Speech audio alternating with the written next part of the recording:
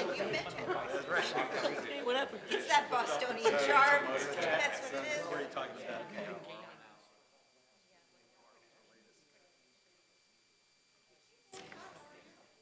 Is that our guy? Okay. Not the guy. Okay. Right. Be aware. Oh. Thank you so much.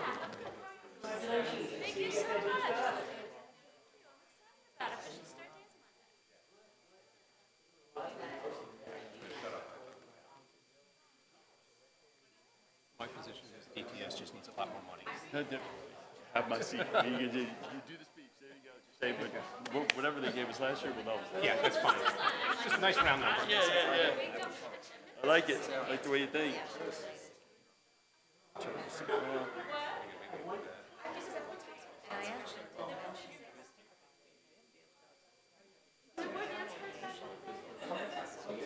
Oh yeah, no, I think that's right. I think that's right.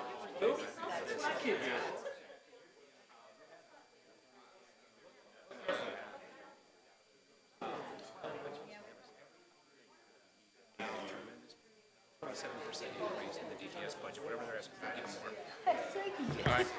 It won't happen, but I think so.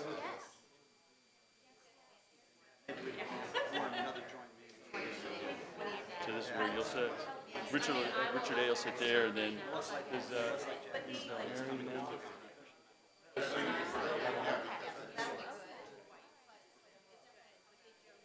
Because Mark was going to sit here, but I think Mary going to do something. Mark Levine.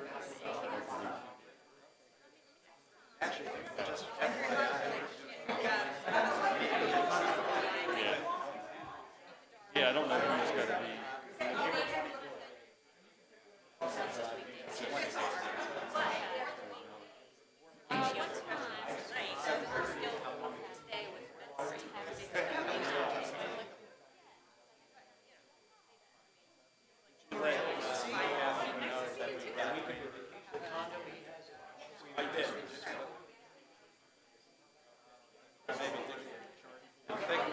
You may want to just go. I think I know that I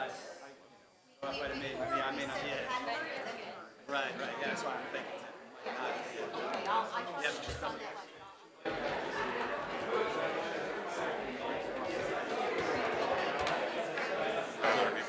I don't know. So I don't know if I thought it would be, it's you and John, Mary will be here for her part, and Richard, and when Mary's done, I'll come up. I'm not sure. Good question. I don't know how to do it. Well, should we ask Richard or Jim?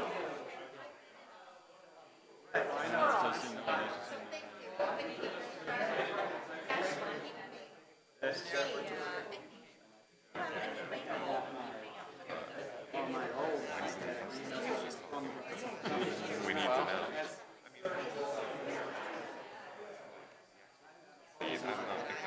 No, I don't know who we sit here. It's definitely you two, and it's Mary here for the commission.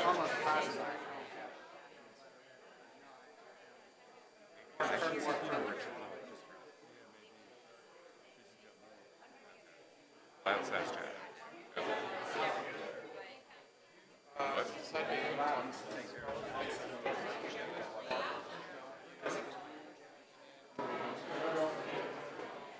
So we wanted me, Mark.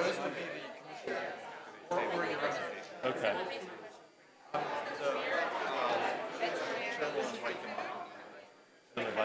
We're going to start with the manager's presentation.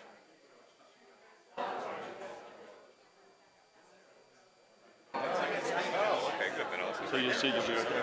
Cool. Work. Works good. This chair's so high. Hey Mark, are you good with everything? We're using the PowerPoint versions. Yep. Yep. This will work You from might over have here, to, right? yeah, cue Kendra when you're like ready to go. Oh, I'll let her know. okay. Oh, do you know?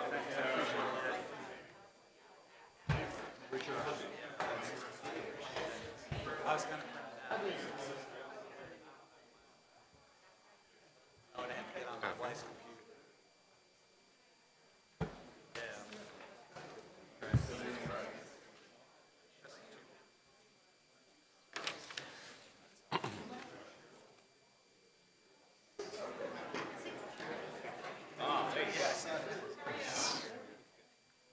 Guess I should have worn a tie. Had these on.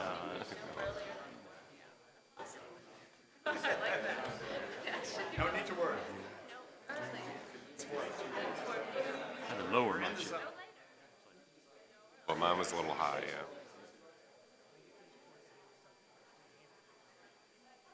I'll tell you when. Yep. I'll distribute.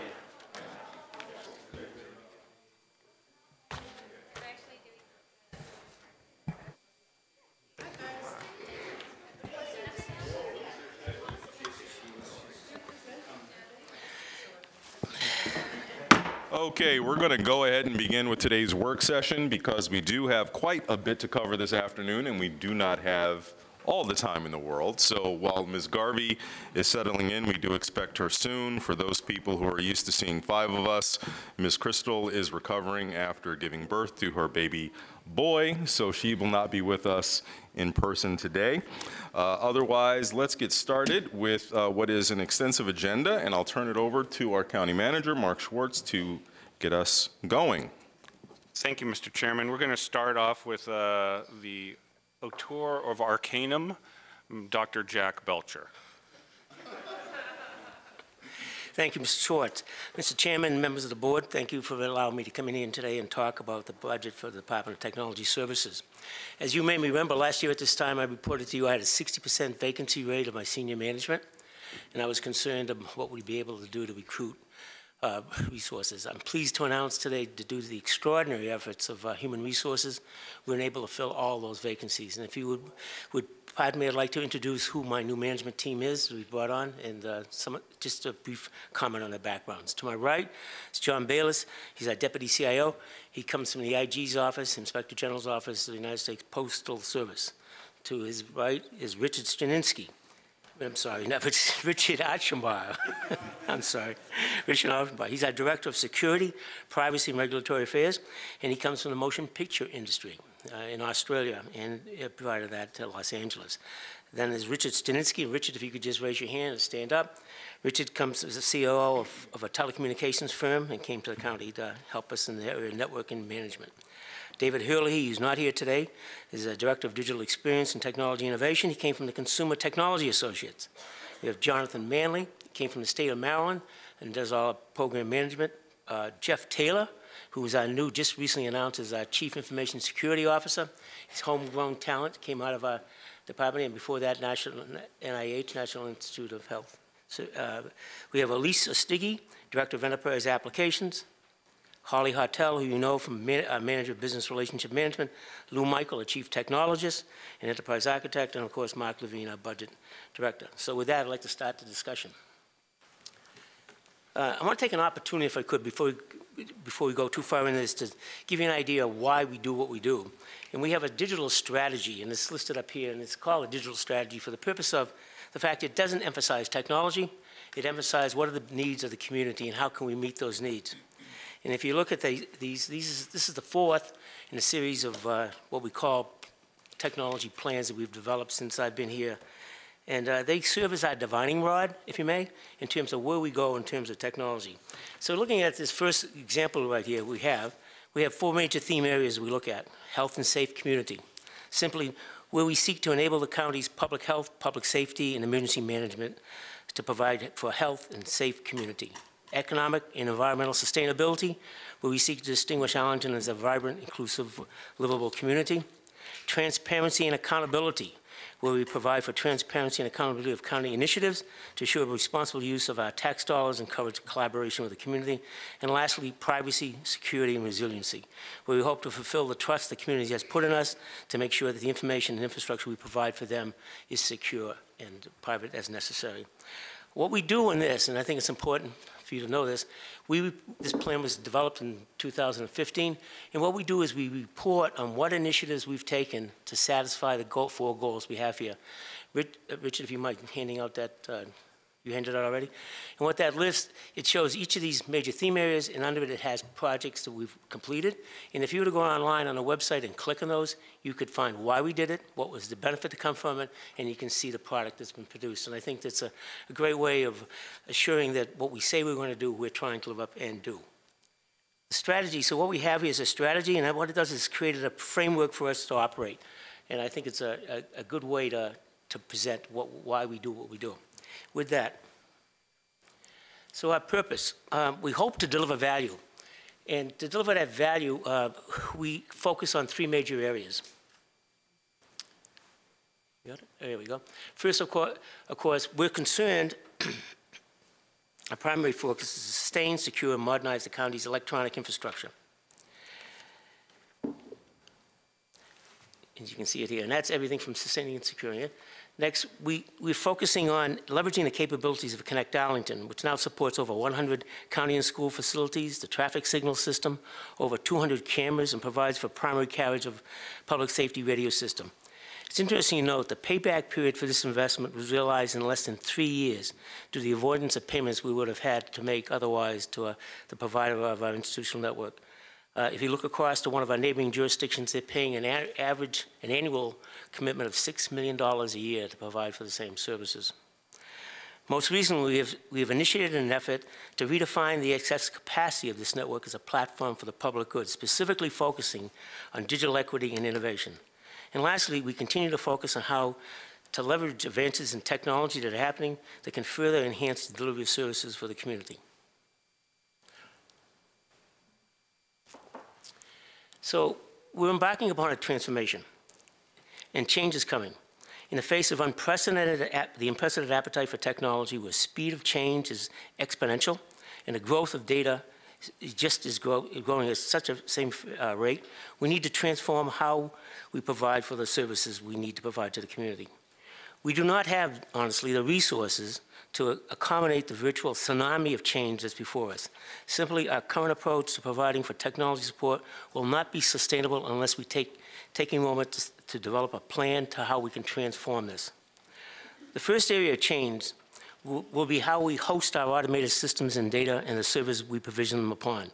Today, we have 2 data centers, one in this building, which is a leased facility, one located in the Trade Center. Our plans are to vacate both data centers and move the equipment supporting them to other commercial data centers with far superior equipment, redundancy, and security that can be possible in the county today. The transition, which will take 3 to 5 years, will assure that the county will have a state of resiliency necessary for our critical resources going into the future. As we achieve this goal, we will be able to focus more upon the provision of services rather than the maintenance of equipment. At the same time that we are moving to these new facilities, we will be modernizing our current suite of enterprise applications. Today, they consist of our ERP system called PRISM, ACE, which is the Assessment and Revenue Collection System, our permitting system, our utility billing system, and our famous Customer Access Payment Portal, or CAP, which is desperate in need of reform. One of the challenges we have today is knowing what we know and finding the knowledge when we need it, without having to be able to be sitting in the office to get that. We store data everywhere without necessarily a consistent approach to naming, and in many occasions it is difficult, if not impossible, to do the work you need to do without sitting at your desk. To address this, we are transitioning our documents and records from network or local drives to cloud storage, where the only obstacle to do your work will be the need for internet access. We call this a cloud-first strategy, as the ability to do work from anywhere as working in something called the third space. We're familiar with the work at home, we're familiar with the work at office, but there is that third space where it allows people to work from anywhere to be able to do the work. Lastly, we want to simplify and streamline the provision of our end-user computing devices, whether it's laptops or desktops, phones.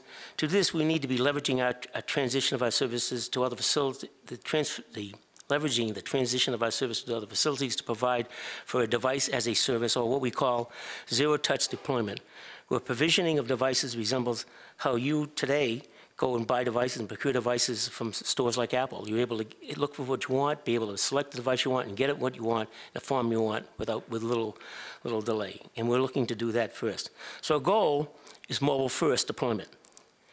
The goal is for us, and this is something we've had as a goal since the beginning of, since I've been here, is anytime, anywhere access with no wrong door.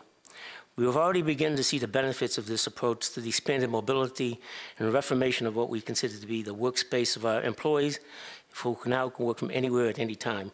Jonathan Manley's a poster child for this. He lives in Baltimore. gets on the train, comes in to work. The minute he gets on the train, he is doing work, and I am paying him for the work he's doing. We Skype, he looks at documents, gets off the train. He's disconnected when he gets on the metro until he gets here, does his work, gets back, and does the same thing when he goes back out again. But other than that, he does a fantastic job. Jack, you need to get back on the metro. It's much more connected than it's ever been before, all right? I'm sorry. With that, Mike, I'm turning over to Mark Levine, and he's going to take us through the individual budget numbers we have. All right, so on to the details of our 2020 budget. As you'll see, Just closer. sorry about that. As you'll see, our bottom line is up 4.3%, a $936,000 increase. As we'll go through, most of that increase is driven by contractual increases. What you'll also notice, what stands out, is an increase in our FTEs of 6. And as we'll explain a little bit later, that is driven primarily by converting several of our contract positions into employees for the county. And we'll go through why we did that and where we did that in a minute or two. If you go on here, our specific cuts that we took in the department, there were 3 of them. The first one was in the Office of the CIO, and we reduced our membership level in Gartner by $70,000. That was a painful cut to take, but what this does is it reduces the availability of the consultation services we get from them, but we still will have that service available to us, just to fewer people within the department. The second cut was a relatively painless cut to take. We've been reviewing our contracts with our wireless providers, and there's been market increase in the competition among those carriers. And we're in the process of going through and reviewing the rates we have, and we will decide in the next couple of weeks on where we move probably the bulk of the county's wireless devices. But we feel confident that we can save $202,000, if not more. And this one should be very transparent, seamless to most of the employees here. There'll be a little bit of a time frame when we're switching from one to the other. We'll have to swap out SIM cards in some of the phones, but other than that, it should be very seamless. And we hope to have this in place by July 1st, before the fiscal year begins. And the last reduction that we took was in our digital innovation group. We did eliminate a vacant IT network analyst position. And what this position primarily did was research for us. When there were new topics that came up, this position helped us with that.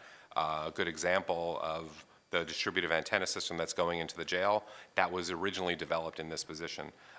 This workload will be distributed and already has been distributed among the rest of the department, though. So let's go on here. Grouping our reductions, our budget changes. First one up, primary area, is security and disaster recovery. I see here we got one-time funds of $43,500, ongoing funds of $94,440 to begin the migration out of the Bosman data center here and into a co-location site. And John will explain that a little more to us.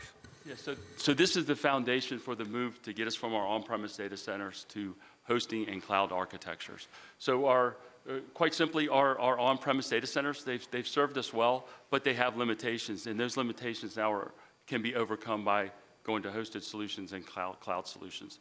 So in the 4 areas that we really can't compete with hosting and cloud architectures, reliability and redundancy. So the major cloud providers have services that they spread them all across the world for redundancy. We can't really compete with that here in Arlington in our current data center structure. They offer SLAs of 99.999, again. Service level agreements, yeah. You have to pardon me, technology. Yeah, I'm trying not to put any acronyms in here, so thank you. And protection against flooding, power outages, other unforeseen circumstances, we just can't compete with these hosted and cloud architectures. The technology that they deploy in the cloud and is particularly interesting because they use machine learning and artificial intelligence to manage those systems. We don't have those in our on-premise data centers today. An example of that, our public website is hosted in the cloud. So we recently made a change. We ran 4 large servers. You can program your servers of how large you want them. They're virtual in the cloud. So we ran 4 large servers to handle the load. Now they came out with auto scaling. So we said, well, let's look at the auto scaling for our public website. We're all about the user experience. So we auto scale. We moved them down to 2 servers of smaller size, but it will auto scale and it looks at the load. So I think it was 3 weekends ago, we saw a little load. We said, we got an email that said, hey, your servers are starting to spin up. Some people are looking at your website, so it added 6 more servers. We couldn't have done that in an on-premise situation. So those kind of things are just an example of what we want to take advantage of when we go to the cloud. So this is the beginning of that transformation for the county. Hosting and cloud offer a predictable costing model. So in our traditional on-premise server infrastructure, it's a CapEx model. And it kind of forces us to forecast what those needs are going to be. And it's a forecast. So we're either going to be under or over most of the time. And in the cloud solutions, it's an OpEx model. So we buy what we want, right? It's a bit more of a subscription model. You're probably familiar with that with cell phones and other things. That's the way the industry's going. So that's another advantage that we really can't compete with. And when you go to the cloud, there's no refresh cycle of the hardware. So that piece of it is, we don't have to do that forecasting. We don't have to spend the time doing those things. We can spend the time doing the business of the county. And the last point that I have is focus on the business. The most compelling reason here is that the county's not in the data center business. We don't do data centers as our core business. And if we can free up our staff to focus on the business of the county, then you know, we don't have to spend those resources on the data center. We can really get to the heart of serving the county. Right. And next change that we've got is we've received $60,000 of ongoing funding for online security training, including videos, testing, phishing simulations, and Richard will explain a little bit more of that. Thank you. In the area of information security, we can deploy many tool sets, but one of the weakest links tends to be the end user. And the program that we are engaging upon is one that will do 2 things for us. One, it will provide a monthly regular cadence of training so that we can educate our users about threats as they emerge and as they develop. And also the second factor is a phishing campaign that this company will run for us to determine where our vulnerabilities are, what users are more susceptible. And one of the beautiful things about that kind of phishing campaign is you can offer in-the-moment training interventions. So when someone clicks on an incorrect link, there's a pop-up that says, here's why this email was not the right email to click on. It's actually going to be a picture of Jack Belcher yelling at you, saying that you have just clicked on an email inappropriately. So I've also been asked to do a wagging finger. So there are options. But the crust of this is that we are able to quickly educate our user base. As you've all seen, the phishing emails get more and more sophisticated every month. This allows us to keep our users aware of how things are evolving, where the threats are, and allows us to benchmark this. By using a service that has some methodologies and some of their own measurements behind it, we're able to track this over time, see where we need to invest more in education, see where we can kind of best spend our time. It also gives us a little bit more accountability for how different departments are using their email and their services. It will include anyone with an arlingtonva.us email address. Okay. The third line item is an expansion of our Microsoft Enterprise Agreement, which also includes some services that are related to security. You will have seen in the last year the active scanning that is happening with emails. That is a service from Microsoft that looks at inbound links and attachments and says, are these safe, before presenting them to the user for interaction. We're also adding a new mobile device management system that's more robust and rolling out two-factor authentication, which you will have heard about, and many of you already do through your banks and financial institutions. So we'll be adding those layers on. There's a few other additional parts to that Microsoft Enterprise Agreement. John can fill you in on those. Only if necessary, and only if you think it's necessary for our full comprehension now. I want to make sure we speed through this. I think we're good. Okay. Back to the budget, and our next group of changes are what we were calling our system enhancements. We've received one-time funding of $100,000 to start the process of modernizing the customer experience on the county website.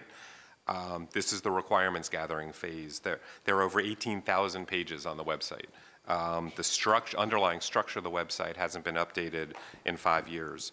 So this is the start of that process. We probably will be coming for requests for further funds later on down the road, but this gets us going on that. And also one-time funding for an IT asset management system.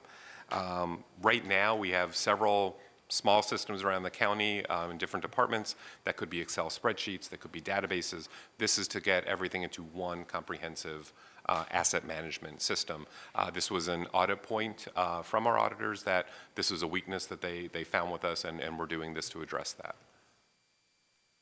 And on to the last page of our proposed budget changes. Other areas, software maintenance, data storage, contractor costs, come up to about $141,000. And this is where, with the change in the personnel, you see we went up 6 FTEs. There's a small savings listed there. We added 6 positions that are being converted from contractors to employees. We also added a security position, which is a +1 in the FTE count. This is being funded by eliminating one of the data analyst contractors, and then also the elimination of the research analyst, which we mentioned earlier. Now we'll go back to Jack to. Right, I think these are pretty self-evident. Mr. Chairman, I think if you want to ask more questions about these disruptors, we can talk to them. Okay, that's great. Since that's your last slide, why don't we just leave that there, and it might generate some discussion. So colleagues, this will be sort of like speed dating, where hopefully we get our questions out quickly, and Mr. Belcher, if you and the team can get your responses out quickly, we'll be in good shape. But why don't we focus on the year-to-year budget changes and maybe some of these future budget considerations, and save maybe some of the larger approaches to technology and cybersecurity, to briefings and such, because it's really fascinating. And I do just want to say that Mr. Archambault represented the county very well yesterday at the Council of Governments, the board meeting. So despite your relative newness, you did a great job. All right, questions, colleagues? Mr. Gutschall. Thank you. I think this can be pretty quick. Related to the county website refresh, and I just heard you say that this is the 100K that we're talking about, the one-time money for this year, is really is for the requirements definition. But what's the do we have a sense of what the overall cost? How many year of a process is this? And when you say website refresh, originally I was thinking, well, a few little tweaks in here, but is it a fundamental look? So could you just elaborate just a tiny bit in the interest of time, or maybe actually if there's something that you guys would be willing, if you have a briefing or pulled together on that, I would love to learn more about the process. Yeah, this is really the start to really describe the scope of what has to be done. It's more than put a pretty face on this. This is actually getting into the content, making sure the content is consistent. We have over 19,000 pages on the website right now. It's going to take time, and it's not only my staff's time, it's going to be to take the time of the departments that have put the content out there to look at it. In many places, we have inconsistencies. We say, do it this way, and then you go somewhere else, you say, do it in the permitting area is a perfect example where we need to clean it up. So it's a lot of work. So this is the scope, what it's going to take to do it. Okay, I would look forward to just having that in some form or fashion over the next. I would just add that this is a part of a broader effort around our the manager's customer service initiatives, and the idea that most of our customer contacts right now are occurring by the telephone. And part of the reason for that is people can't find the information that they need on the web. And so as we try and move people towards, this is why we were emphasizing user experience. We want to try and drive people towards the web, but making sure that they can find the information and that they can use the tools, being able to use things like Alexa and other devices to find information that right now they're using the telephone and taking up an awful lot of staff time. I would just add that we're not trying to emulate Verizon or other large companies where you literally have to spend 45 minutes to find a phone number on their website and it drives you crazy. But there's a method to their particular madness, which is that you can probably find your answers without picking up the phone and calling. It's very hard on our website right now to do that. Yes. I'm interested to know more, and I know you want to move on, Mr. Chair, but just to put the color on that, Mr. Schwartz, is that I think that this is part of when we look at that. I hope that part of the requirements that we're looking at when we talk about how are we accessible to varying populations and have access to our processes, not just some specific information that they want, but we have these pages on various projects, or whether you want to find out what's going on with the street paving, or I'm interested in this development project, or how about that park planning, that how people interact with the website. I think there's a whole lot of discussion and around that I think we ought to be having in terms of if we're going next generation, let's talk about what the next generation is. Sounds terrific. Ms. Garvey first, and then Mr. DeFranti. I'm going to ask the same. I think it's the same discussion we've been having, but I'm not sure. So we have, is my understanding, over the years, all of these different systems that's built up, and they don't talk to each other well. I assume that's what we're starting to deal with. So like if you went in, you wanted to know something, you go into this system and ask this question, it could be that system doesn't have the answer, but this one over here does, but they don't talk to each other, so you can't get the answer. Is that what we're fixing? And how long will it take? It's going to take a while. We have a technology debt. Many of the systems we have up here were developed before the birth of the iPhone. So that means they don't have the mobility baked into them. The other thing, if we just go forth and just say we're just going to take the systems we have now and rebuild them, all we've done is just carry forth the same systems. Exactly. We have to go through and look at why did we have that information there? What's the purpose? How does it interrelate? And again, it goes back to knowing what we know. And that's a big challenge we have. And we have to put a lot of focus know on what we know, and then we have to be able to find what we know, right? Yes. And so how long is it going to take us to get to that point? It depends on money, resources. It's a major impact. Okay, if you had all the resources you needed, and we're not probably going to give them to you, how long would it take? I couldn't give you any. Right now, we're working on 4 major system refreshments. Right Okay. now, and that is significant. And that's just a portion of the major applications we have. To move to, John talked about moving to a cloud-based capability. What we're saying, we're going to say to my colleagues, we're putting you on a shot clock. The shot clock means we've got 5 years to get off the mainframe, not the mainframe, the data center we have up here. That means you have to refresh those databases, put them into so that they're cloud ready, so I can access them from anywhere, anytime. And not just put them out there, but think about what you're doing before you put them out there and how they could be maybe repurposed in a different way, how they could leverage the capabilities we have in other systems. So that, to give you a time frame, we're giving my colleagues that time frame. 5 years for some of the systems. Some of the systems, Okay, right. so I see a briefing coming on, request coming on, so I'll let that go. Can I ask one more quick question, which is, real quick before you tell me no? The competition on wireless, you said that's going, there's a lot of more competition, so the cost has gone down. Is this a new thing? Is there hope for all of us, or?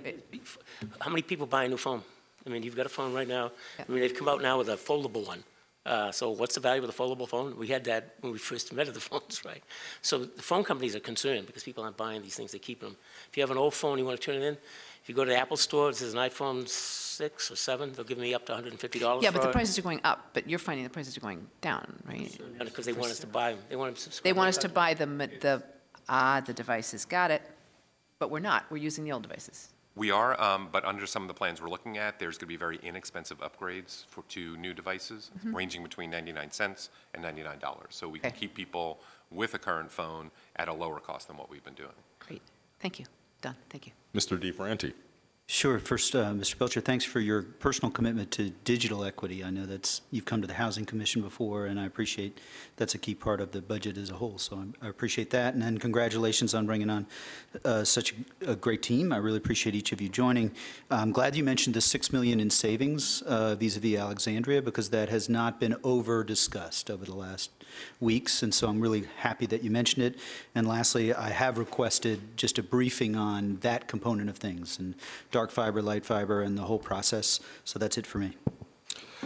Thank you. In the interest of time, I am going to dispense with my questions and we'll submit them in writing, but at this time I'd like to invite Frank Jazzo and Mary Cornell. I don't know exactly what your current titles are. I know, Frank, you were the chair and Mary the vice chair last year. I don't know if that's flipped. Come on up, both of you. Thanks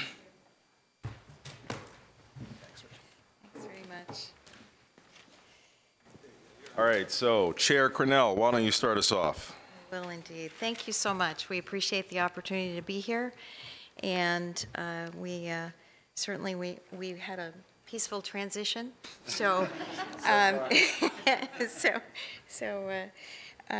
We were briefed by Jack and his team at our regular scheduled meeting, and we will accept humanitarian aid, by the way.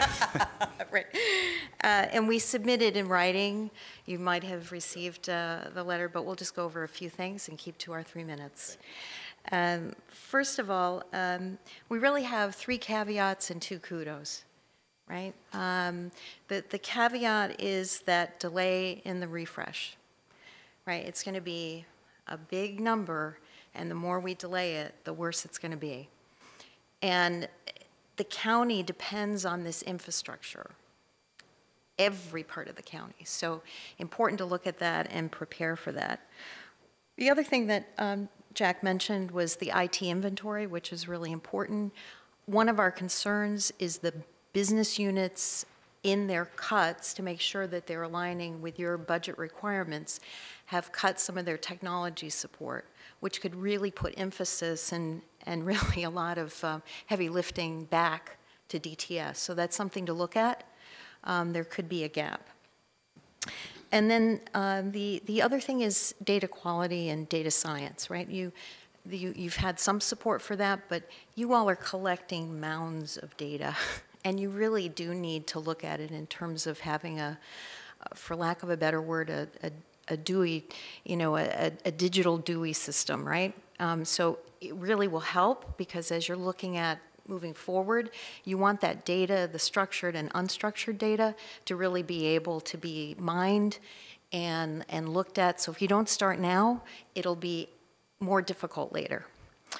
And then the 2 kudos, we're delighted that you have made cyber a top priority.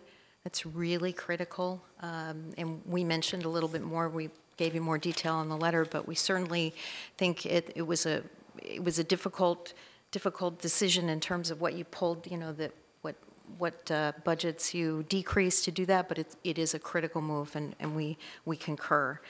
And the other thing that's already been mentioned is the digital equity project. We think it is aligned with the Arlington Way and in support of all the things that we hope that we're giving every student in Arlington, and we're very excited to get the results from the project and think this is an excellent way to use the capability that we have developed, and also we are benefiting from those strategic decisions that some of you on this board made a long time ago. And other municipalities didn't make those decisions, and the cost is much higher. So we're very pleased with that. And if there's any questions, we'll be happy to respond. Thank you. Thank you. So any questions? Thank you for those comments. Categorizing and curating our data, recognizing the value of that asset and making sure it's fully utilized is really an important perspective that I'm certainly going to think about more and interact with DTS staff about. That's really great. Any other comments or questions for Frank or Mary? Thank you very much, both. We appreciate your joining us today. I did want to give one quick shout out to the website. Somehow my blue recycling cart had major crack, and I think the truck must have backed over or something like that. And I was just happened to be going on the website because somebody said, "Oh, you can't recycle glass anymore." I said, "That they're talking about doing away with it, but that hasn't happened yet." So I did confirm that from the website. But I said, "Oh, cart repair." Went on to, put in the repair request. By yesterday, that was last week. By yesterday, I have a new cart, so it works. No discussion with a human at all. So it worked. I don't think Jack Belcher fixed the cart. I think that was another department. However, I mean, I want to say something good customer service. Kudos overall. Good, okay, yes, good thank customer you. service. Thank you very much. Thank you very much. Good to see you all. And sorry to rush you off. We could have certainly done a 2-hour work session here, and in another world, we should, but we do have to move on today, and I'd like to invite our economic development team, Arlington Economic Development, to take your places.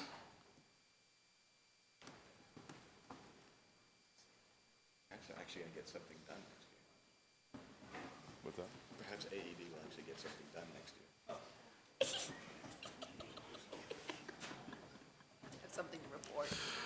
All right, hang in with us, folks. We're having a shift change.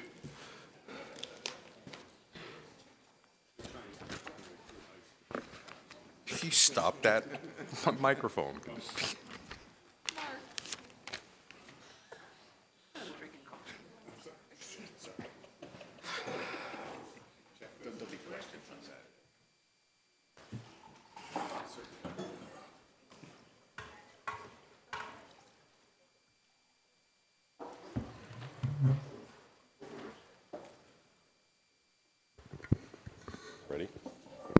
All right, so to move us to our next department, I'll turn it back over to the irreverent Mark Schwartz. I have with me the vigorous and vitalizing Victor Hoskins. Mr. Chairman, board members, I want to thank you so much for the opportunity to speak to you today about the Arlington Economic Development Budget.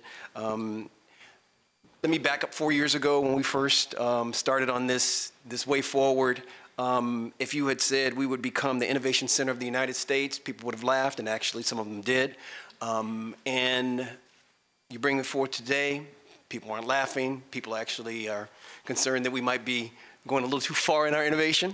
But our mission has been very clear, that we're here to build the economic vitality for this county, to keep us competitive, to make sure that our economy is diversified and sustainable, and to make sure that we serve business, the arts, culture, real estate, as we execute this mission.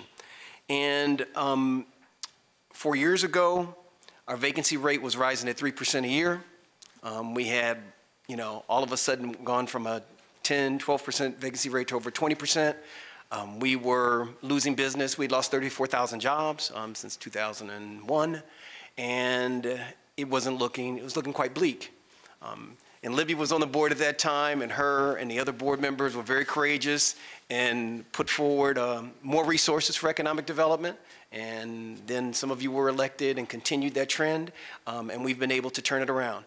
I mean, now we are synonymous with some of the greatest companies in the world.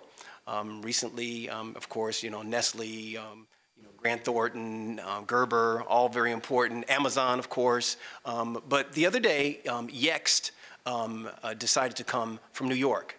And Yext, a lot of people don't know this company. They serve middle market.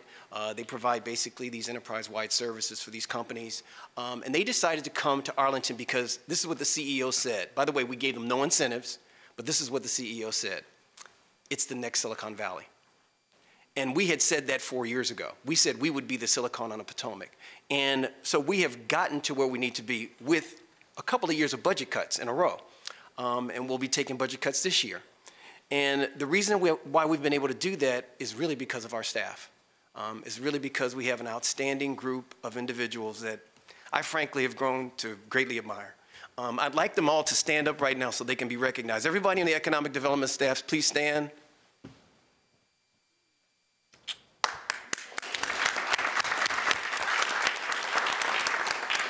And I'm going to end my comments with two recognitions that happened recently, and both of them were national. Actually, one was a global recognition, the other was a national recognition. Well, our county is, again, for the second time in 3 years, the #1 place to live in the United States, which is fantastic. And we have two leaders, Emily Cassell and Christina Wynn, who have been recognized nationally for their work. Emily in hospitality and Christina Wynn in economic development. Actually, Christina Wynn's award is a global award, and I'd really like to thank them so much for their commitment to the county. And those are my last words, and I will now turn it over to Alex Imes to walk through our cuts this year.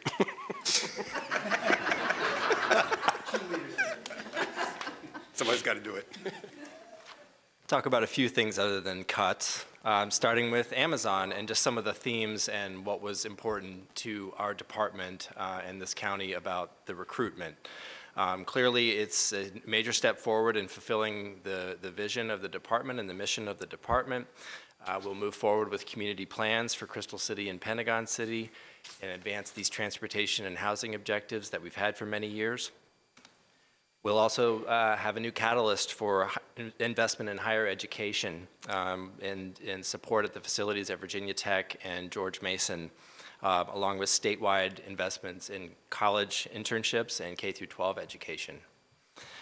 Amazon, of course, puts our commercial market, which has had high vacancy rates for years, on a new trajectory and positions us to lower the office vacancy rate and diversify the employment base. Lastly, the Amazon project brought the region together and allowed us to work together, co-market our assets and talk about our workforce, our transportation, our housing, and continue those partnerships forward as the project materializes. Providing a brief overview of our department in the Business Investment Group, FY19 has clearly been a highly successful year. There's been the Amazon recruitment and also another 1 million square feet from 20 other recruitment and retention successes. Other successes beyond Amazon include the retention of companies like 26 Labs and Privia Health in Boston, and as Victor mentioned, the recent attraction of Yext in Roslyn and FLIR Systems in Pentagon City. BizLaunch, which is our support for small businesses and entrepreneurs, has served more than 2,400 businesses and entrepreneurs to date this year over the course of 81 workshops, going to 118 by year end, and 635 individual counseling appointments on pace for 940, which would be a 28% increase over those appointments last year. So our interest and support for small business in the community has been rising. Programming in BizLaunch is focused on women in business, access to capital, and partnerships with our community partners like the Chamber and the Credit Union. Our metrics and communications have also grown and been elevated with our promotions, increased visibility, and all the media attention on Arlington this year.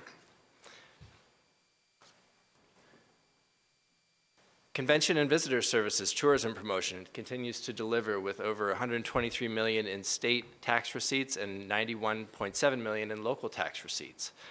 These are through our efforts to connect with business and leisure travelers, writers and media and meeting planners throughout the country and the world. 2 of our staff right now are currently part of a Capital Region USA sales mission to the UK, covering 3 cities and meetings with 34 tour operators. In April, the ACVS team member will travel to Canada to meet with journalists and media in major markets as one of 5 members in the Northern Virginia Tourism Partnership, which includes Loudoun, Fairfax, Prince William, and Alexandria. And this is the 7th year of that joint promotion. Cultural Affairs has 3 main objectives: to create arts activity, promote the arts, and support the arts. Their program emphasizes bringing art to people in the community where they live, work, and play, and all of the Cultural Affairs events are free. They reach a total audience of nearly 200,000 people a year through events and have more than 60,000 subscribers through their publications. They support 25 arts groups through the grants program and facilitate the development of artist entrepreneurs, having held 10 workshops on training for artists. In real estate development, we're in the midst of commercial market studies and planning efforts focused on the Lee Highway and Columbia Pike corridors. The Columbia Pike commercial market study is underway, and upon completion of a demographic and market analysis, we'll deliver a report assessing market conditions, determining key market challenges and opportunities, and identifying programs or policies that could improve the performance of the commercial market. Our business investment summary, looking at successes since January of 2015 when we accelerated our strategy to diversify the economy and fill office space.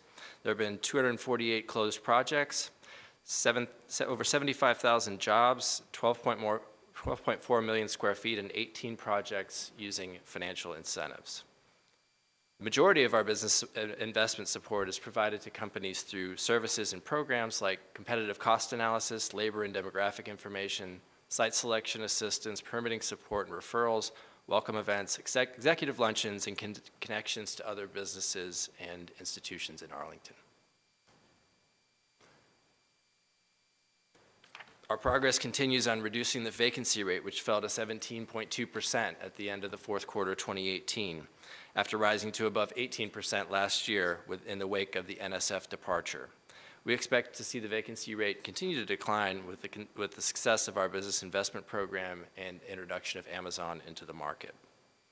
Investment in economic development includes $2.58 million, $1.5 million in ongoing money, and just over $1 million in one-time money to meet existing incentive commitments.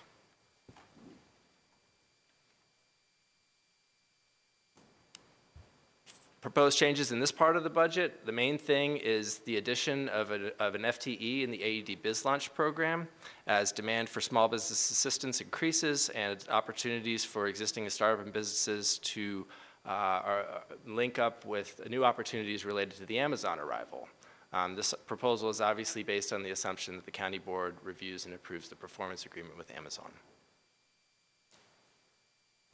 In tourism promotion, no change. This includes $1.3 million from tourism occupancy tax surcharge, and $246,000 in ongoing general fund transfer support. The first proposed reduction is a modest decrease in the Director's Office operations budget, which will reduce the number of parking validations we're able to offer and limit funding for certain office equipment repairs and replacements. Second proposed reduction decreases the number of data subscriptions the department can provide for real estate and commercial market information, and we'll have to consolidate licenses and duties based on the reduced funding available. So the main considerations and themes in this segment of our budget, we're adding the small business support, meeting funding commitments for the incentives, and maintaining support for business investment to sustain our momentum. That concludes part one of our presentation, and the next section will be cultural affairs. Great, thank you very much. Why don't we get some comments from our Department of Economic Development, our Economic Development Commission associated with this before we get into a broader discussion with them at the table. So I think, who's here today? Frank Poli, Vice Chair? Actually, he's the chairman now. Oh, you're the chairman now. Congratulations. You wear it well. Note to self.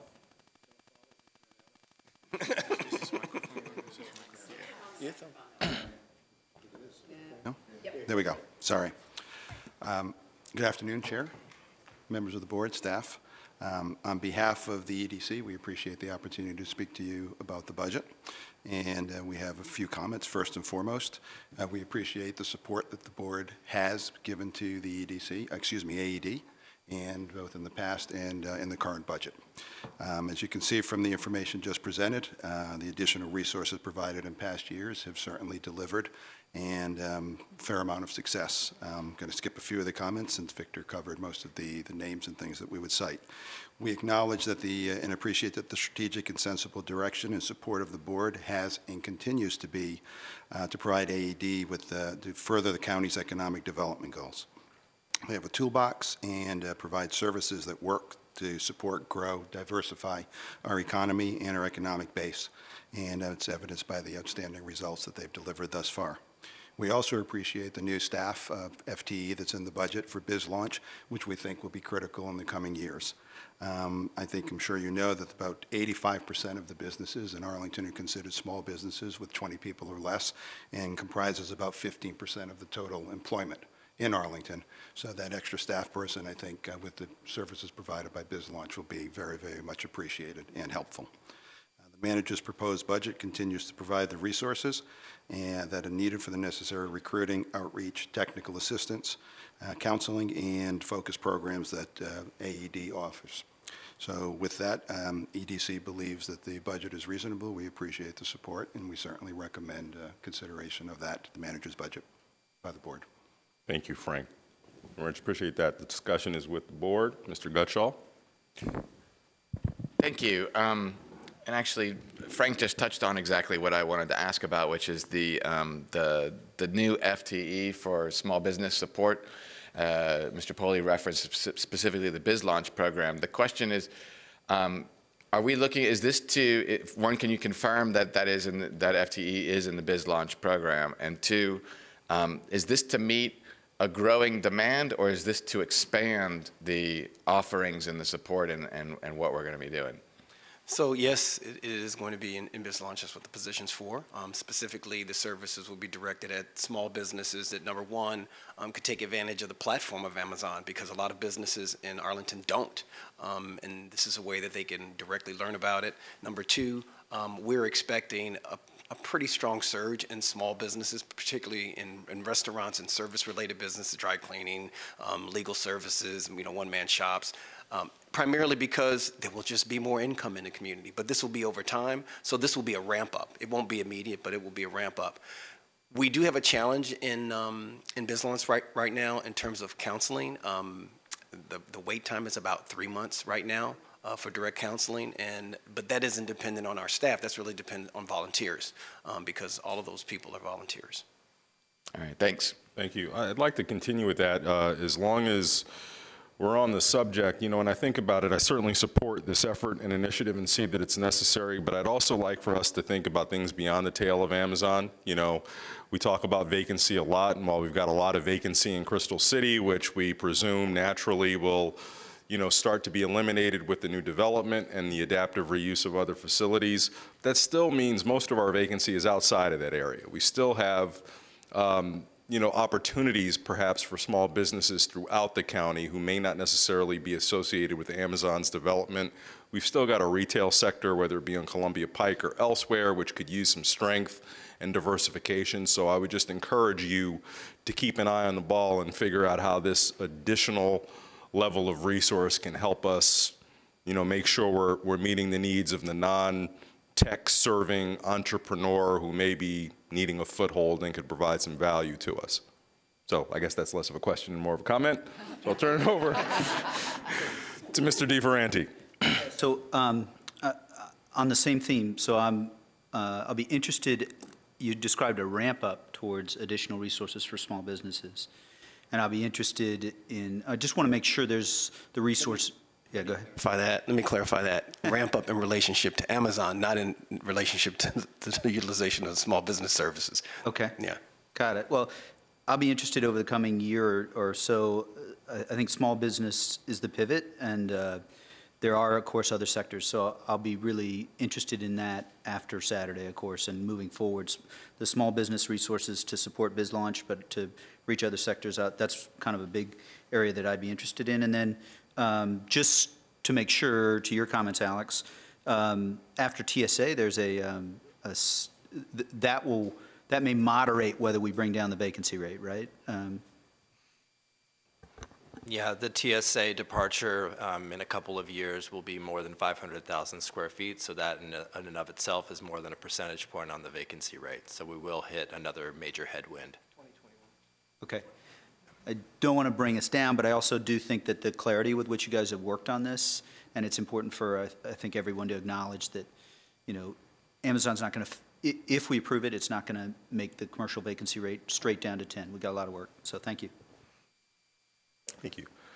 So this is going to start off as a comment, but really it will end in a question, and it's for you, Mr. Hoskins. So I remember when, shortly after I joined the board and had a conversation with you about the economic development philosophy, and very educational conversation for me, but the sort of takeaway was, you know, your belief, prophetic belief, as I believe, that Arlington would go through this period of deals that would make Arlington uncomfortable because it seems like we're spending a lot, and even though the return on investment metrics are all good, it's going to be a little uncomfortable going through this, but stay the course, keep the faith, because the arc will be that you will have to do this, and then you will get to a point where you will need to do it less and less and less, and the returns will become more and more and more. And just some back of the envelope calculations that I've been looking at, you know, the sort of big deal before this was Nestle, and it was the deal of the year in the Washington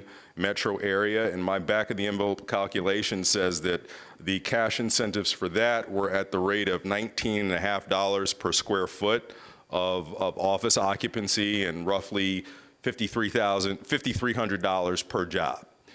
We look at Lidl before that, which was another big deal for a corporate headquarters.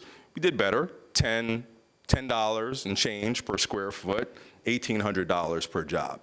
This is a prelude to talking about Amazon, which is coming in at about $5 a square foot and $920 per job. So what I'm seeing is exactly what you said several years ago, that we were going to be on this trajectory where we're going to have to spend a lot less to get a lot more. And so I'm giving you an opportunity to first of all, bask in that prophetic prediction. But then I'd love to hear about where you see us going from here. Yeah.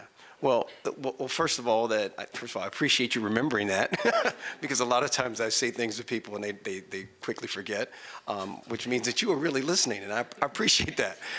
Second of all, I think that basically this is this is not theoretical. This is actually real. You just look at what has happened in other economies around here. I had the same experience when we were turning around on Washington, D.C.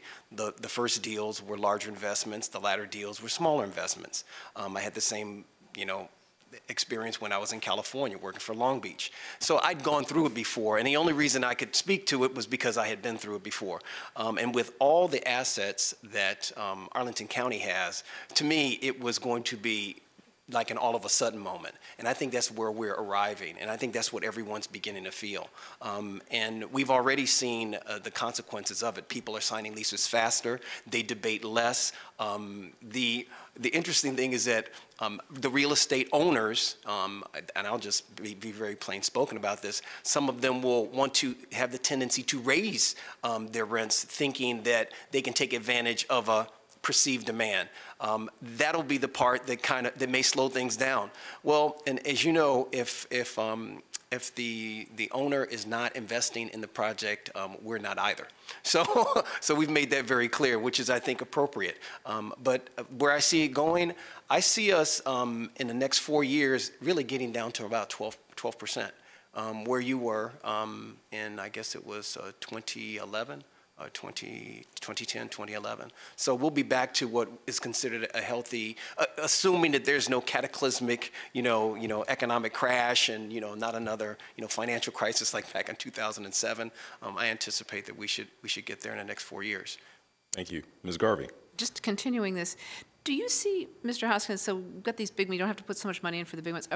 Might maybe be doing more Gazelle grants and things, kind of keeping the little, sort of seeding the future a little more? So they're not expensive per se, but they're multiple? Unfortunately, probably not, because those are more risky. A lot of people don't realize, even though it's great to invest in small companies, it's just riskier, particularly if they've had a short timeline and they don't have a consistent cash flow. If we do it, we should do it with companies that have a consistent cash flow, that are stronger. And I always think of the March of Dimes deal. I was so happy when Christina, came in talking about the March of Dimes, and that was a very small investment, about $60,000. But the brand recognition is huge, and it kind of goes along, as Mark said yesterday in his comments. It goes along with Gerber. It goes along with nutrition from Nestle. I mean, these are consistent themes that we're bringing into our economy, which gives us additional brand strength. So small investments like that for high brand value, I think, would be worth it. But we got to be very careful with the Gazelle grants. Interesting. Okay, thank you. Okay. So I think at this point, we're ready to move to, phase 2, cultural affairs, and we'll have some significant things to chew over with some of the dramatic budget changes there. So. Yeah, sure. Yeah, I think we should No, you stay. Stay. Get back here. Okay, then. I see Marcia and Tina there. I need to have as many people between me and them. No, I'm just kidding. So, Mr. Chairman, before we have, and I think Michelle and Cindy are going to walk through some slides, I don't do this very often, but I feel like there's an issue that clearly has stirred a lot of interest and controversy. I wanted to speak to it briefly. Okay. And then we can go into the presentation. So, in developing the cultural affairs proposed budget, the point I was most interested in exploring was what's the appropriate role of local government in support of the arts. And, where I came from it, and maybe it's a bias and maybe it's wrong, and I'll be proven to be wrong, is that I was hard-pressed to find another local government that supports functions like the Scenic Studio and the Costume Lab. Now, that doesn't mean, and my proposal does not, focus and propose eliminating the space or the assets of both of those functions. I was talking, and it may be in the future, our colleagues at Arlington Public Schools will raise their hand and say they want to reclaim the space in Gunston, which is fairly considerable. But for me, the question really was, let's see if we can explore an alternative arrangement where we don't have to pay 2 county staff people, who, by the way, were very talented. I'm not questioning that. And if there's a way we can move to some other kind of operation, a turnkey operation, or a different approach. And that, to me, is figuring out, we have dollars for arts, let's spend them in the most effective way possible. Now, we have expanded new programs. We have the Arlington Art Truck. We have a number of collaborations. For example, I think on the board agenda on Saturday is an agreement with Metro that allows our cultural affairs staff to provide content to them. And those are examples, I think, of efforts that reach out to a large number of people at a modest cost. And so that was really the focus of what I was trying to get at. So with the Costume Lab and the Scenic Studio, as I noted, they're rarely provided by local governments. And I want us to try to focus on how much is the use of those facilities and whether it's appropriate for us to staff it. Now, Cindy and Michelle can go into it, but there are many weeks where the Costume Lab are only used by 1 or 2 customers a week for just a few hours. I'm not saying those are unimportant hours, but it's just a few hours during a week. And there are, and there's nothing wrong with this, there are 4 organizations that receive the main benefit.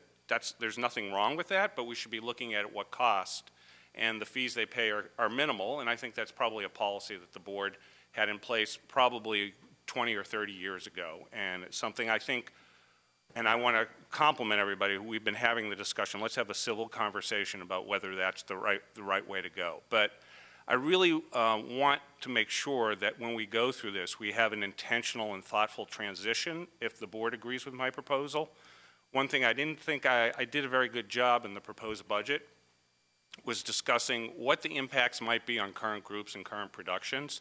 And I fully acknowledge that we might need to have a long conversation about how the transition from what I just articulated, where I think it makes sense to end up and where we are now, is not necessarily a straight line. And I think we maybe it's appropriate to have a conversation about interim resources. So the other point is I compliment the people who have been commenting on this. I'm not debating the value of the arts. I'm not debating the value of having costumes or scenes. I think they're incredibly important. I wouldn't, I'm not going to question that. If I did, I'd have to give in my International Thespian Society card, which I earned in high school, which would be bad. But I just hope we can have that conversation in that spirit. So I'm going to turn it over to Cindy and Michelle, and I especially wanted to compliment Michelle because I don't know if you know, when she arrived 4 years ago, she arrived into a community that had the artisphere. She arrived into a community that had a very different texture and composition to its arts and cultural affairs functions. And I want to compliment her because despite what I think a number of setbacks that would knock most people on their heels, she has persevered, and she really has, I think, a very strong vision of taking the arts and making sure it gets to everybody in the community. I'm not disputing the fact that it's appropriate to have classes and theater groups, but there's a large part of our community that never experiences the arts. They just never do.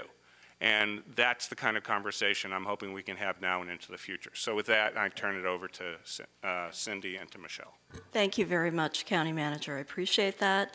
And thank you, County Board Chair Dorsey and County Board members for allowing me to present the proposed FY 2020 Cultural Affairs budget in detail. The first slide provides a county-wide view of general fund support for the arts. Although Cultural Affairs represents the largest proportion of funding, libraries, parks and recreation, and even DES provides additional support and programming for county residents. In fact, the $3.2 million in the proposed budget represents $13.58 per capita in arts spending overall, and 92 cents per capita in arts grant funding, which is more than 2 times the 43 cents per capita spending of the Commonwealth of Virginia.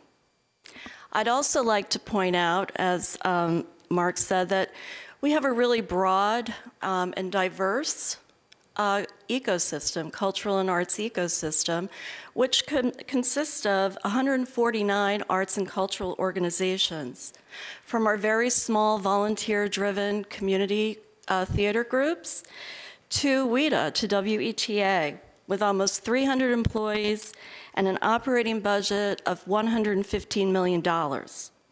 and it's one of the largest producers of content for the public broadcast system, which also happens to be located in Arlington in Crystal City. One of the most significant efforts that Cultural Affairs has undertaken in the past few years is working with the Arlington Commission for the Arts and the arts community on the development and implementation of an arts and culture strategy, which apparently I found out when I came here that there had been no cultural strategy, just a policy, but no strategies or goals attached to that. So although Cultural Affairs is a separate body from the Arlington Commission for the Arts, we share a common strategic framework and goals for the arts. Our vision, our joint vision, is that Arlington thrives as a community because arts and culture create a sense of place, catalyze economic vitality, and enrich the lives of all those who live in, work, or visit here. And our shared values, art has value in and of itself.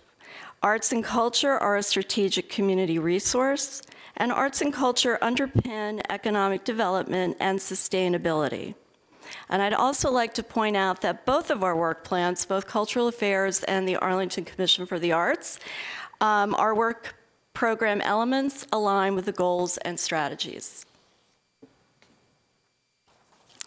And we also encourage arts organizations to use the Enriching Lives when developing their grant applications. So the mission of Cultural Affairs, as Alex pointed out in an earlier slide, is to create, promote, and support the arts, connecting artists and community to reflect the diversity of Arlington. And we do that by supporting artists and arts organizations. We integrate public art into the built environment. We present performing and visual arts programming, and we promote the Arlington Arts brand.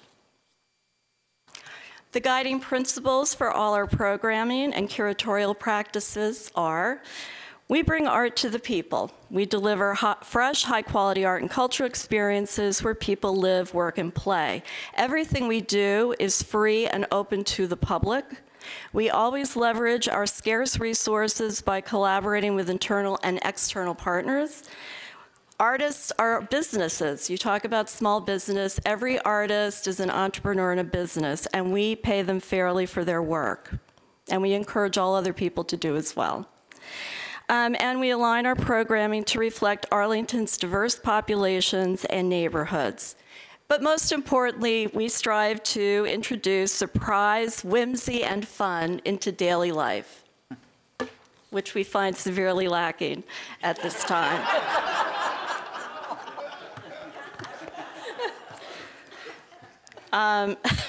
Oops, thank you. Wait, am I on the, oh, I'm sorry. One more. Oh, one more. Oh, okay.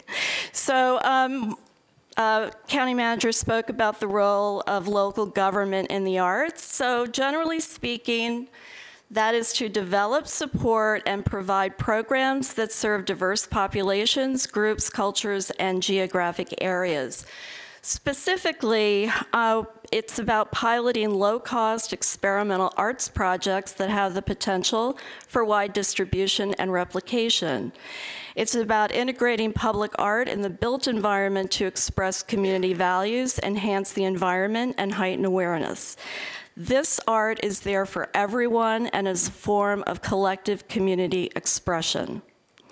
We facilitate the development of artist entrepreneurs, again, as a valued business enterprise in our community. We include artist residencies in government agencies to inspire new solutions and engagement methods for connecting with the public. And we encourage the incorporation of capital A arts in STEM and innovation initiatives. All right, now the summary of proposed budget changes. So this slide summarizes the budget changes for the Cultural Affairs proposed budget in FY 2020.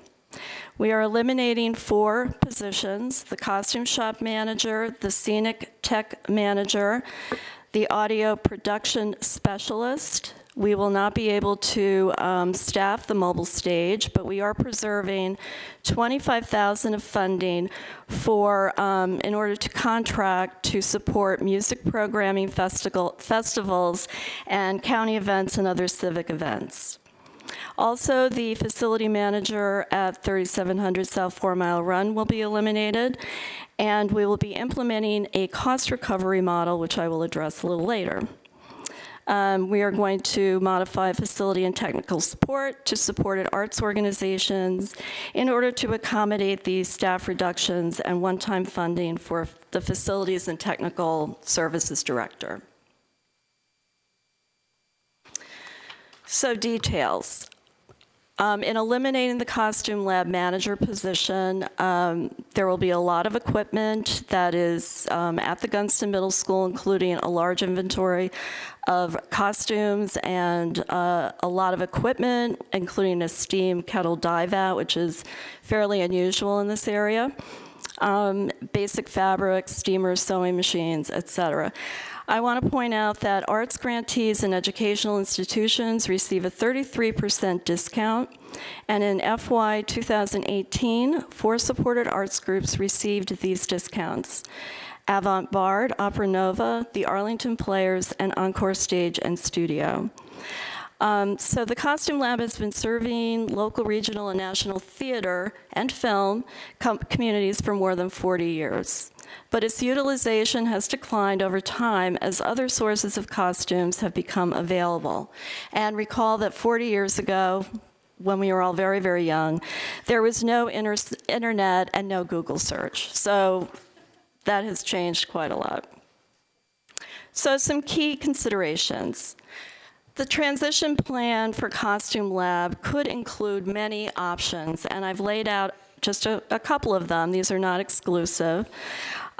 Disposal of the inventory through appropriate means. We could move some equipment to 3700 South 4 Mile Run in anticipation of an arts and industry district taking hold there. Or we could transfer the assets or have an operating agreement with a suitable arts organization, community group, or even Arlington Public Schools. Any transition plan will consider the needs of the supported arts organizations that are being impacted by these reductions. The second reduction is the scenic tech manager position. This is probably the most used technical service that we have for arts organizations. It's unique to Arlington and the DMV area. I could find no other municipally run scenic studio. But that's because the arts groups here are forced to share stages with schools through the joint use agreement. So a lot of small theater companies will actually build their sets on stage, but they have control of that stage for the period of time of their run. So this was actually a really interesting, novel, and innovative way to use economies of scale to support a number of different organizations. But again, this is another program that has been around for quite a long time.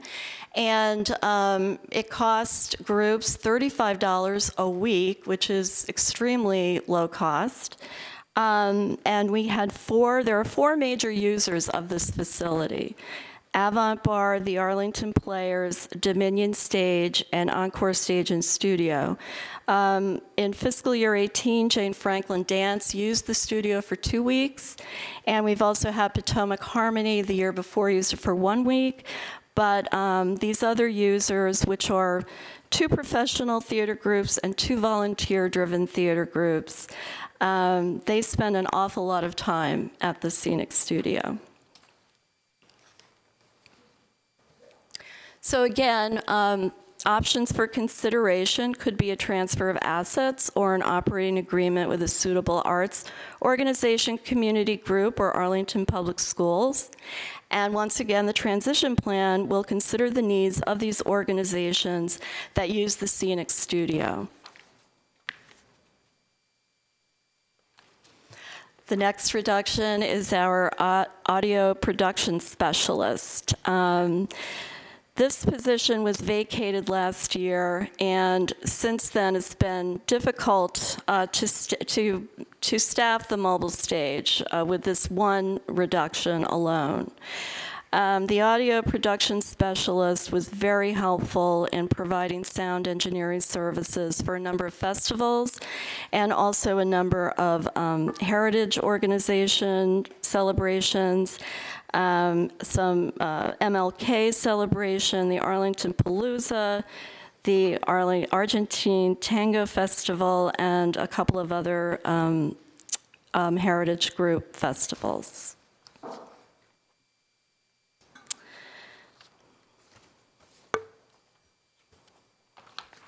So some, again, transition could include the disposal of the, am I on the mobile stage? Yeah. Oh, thank you.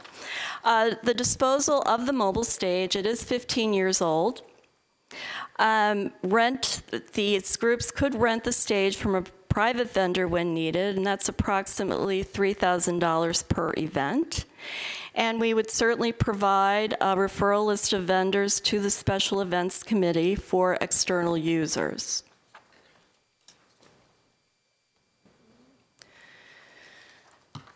So the facility manager at 3700 South 4 Mile Run.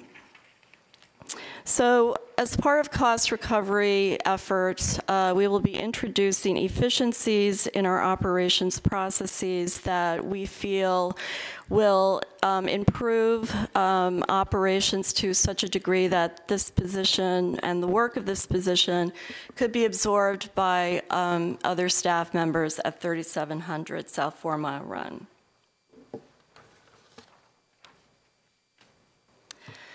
So key considerations for this reduction would be we could work with Arlington Public Schools to facilitate joint use facilities scheduling process. It's actually a very, very cumbersome, inefficient process the way it is executed now. To nobody's fault, I want to add, it's just something that's been done over time. And also, we would evaluate the existing Space and Services Grant Program and move to a cost recovery model for Arlington Cultural Affairs facilities and equipment at 3700 South 4 Mile Run. I could add just one point there, because we often have conversations of how we interact with the schools, and we have great day-to-day relationships with them. But Hal Crawford spends a large part of his time negotiating with individual principals and individual custodians at various schools. Essentially, he makes it happen to get the space. If there were a more, I'll say, straightforward approach where there was one central place we could have that conversation with schools over all the facilities, I think it would provide more certainty to our groups, because they are literally wondering day to day whether they're going to actually have space. And so the work that Hal does is phenomenal. It's an artifact of the fact that over the last 25 or 30 years, there hasn't been, no one's been prepared to sort of tackle that issue of having a central coordination role with the schools. Yeah, it's a very good point. And I would also say in the schools that the drama teachers are very appreciative of the work that Hal and his team are doing. They have been assisting on musicals for high school theater students. They serve as mentors. There's a lot of work that they do with schools, and it's very much appreciated on the school side. So the Arts Grant Program, as County Manager said, the proposed budget does not reduce funding for the Arts Grant Program. That stays the same. And in FY 2020, we have so far, I'm sorry, that yeah, this the application period has been closed. We have 19 arts organizations and 8 individual artists that applied for support. One of the things we're looking at is in transitioning for FY 2021 to alter the existing Arts Grant Program to better align it with the direction laid out in the Enriching Lives Arts and Culture Strategy adopted by the Arlington Arts Commission.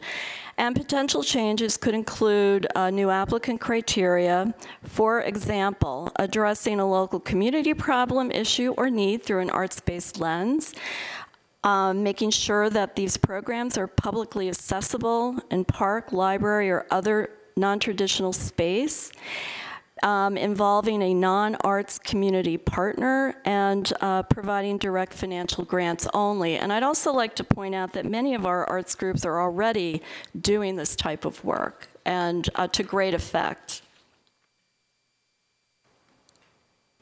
So looking forward in cultural affairs, we are super excited about the Arts and Industry District. I think this is the first time since I've been here in 4 years where I feel actually really excited about a large-scale project that actually has the possibility of happening and succeeding, so I'm very happy about that. We worked with a group of students, MBA candidates from George Washington University, and none of them are involved in the arts. Some of them do live in Arlington. Even they got excited. So it was really fun to work with them. Also, ArtSpace has been in our community for 2 years, looking at various neighborhoods. ArtSpace is a developer of nonprofit live workspace for artists. And in fact, their representatives attended a housing commission meeting last week. I think it was last week. They are very, very interested in Arlington. If they did a project here, it would be their first in Virginia. They have no other projects in Virginia. Their projects in DC are Brookland. There's also Mount Rainier. And they just started working on the Silver Spring project. They're very well known, and I worked with them on Long Island many years ago. Latitude Art Space, finally, in Virginia Square. So this is a great amenity for Virginia Square residents who've been looking forward to having arts activities in their community. We are launching, or rather George Mason University is launching a satellite for their film and video program, and we are in the process of negotiating a memorandum of understanding. And finally, the Public Art Master Plan update will be completed and hopefully adopted in June. And that's the end of my presentation. Thank you, Ms. Stark. Ms. Richmond, are you good? No, I'm just here to support. Support. Hold her up. Great job. Terrific job. All right, so at this point, I think it's going to be important to hear from our Arts Commission before the discussion goes with the board. So I see the chair of the Commission for the Arts, Marcia Semmel. Welcome, Marcia. Thank you very much. It's a pleasure to be here, and I very much welcome your invitation.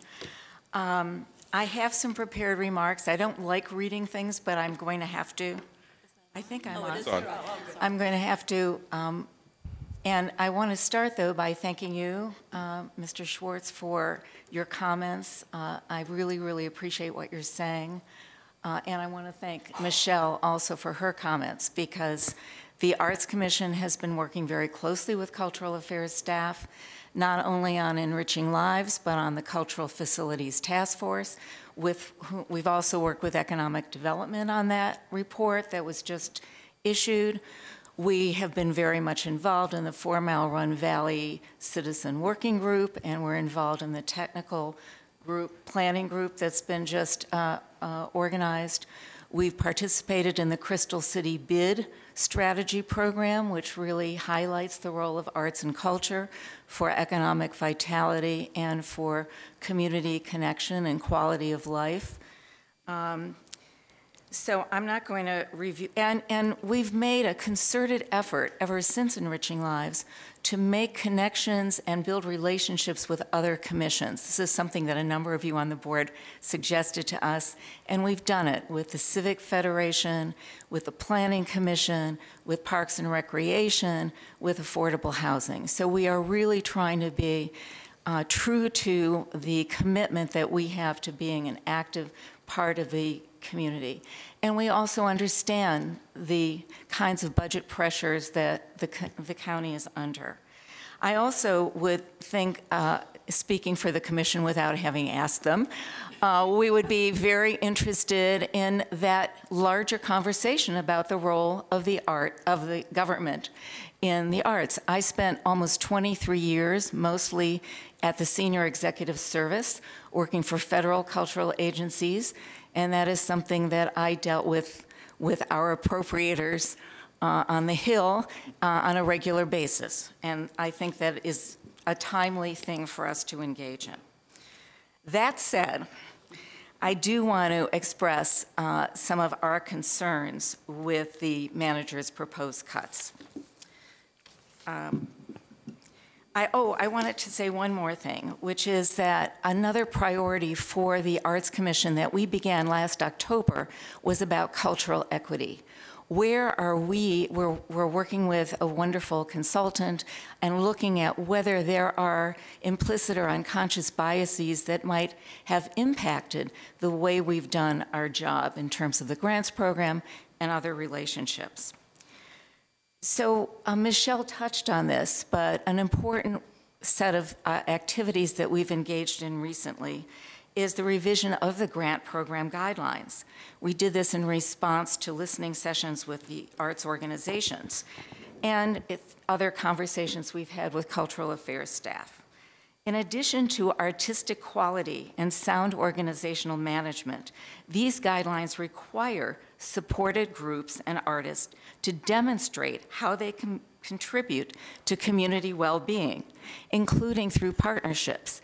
And we did an informal survey in our preparation for the budget hearings, and our groups partner extensively and deeply, as Michelle referred to.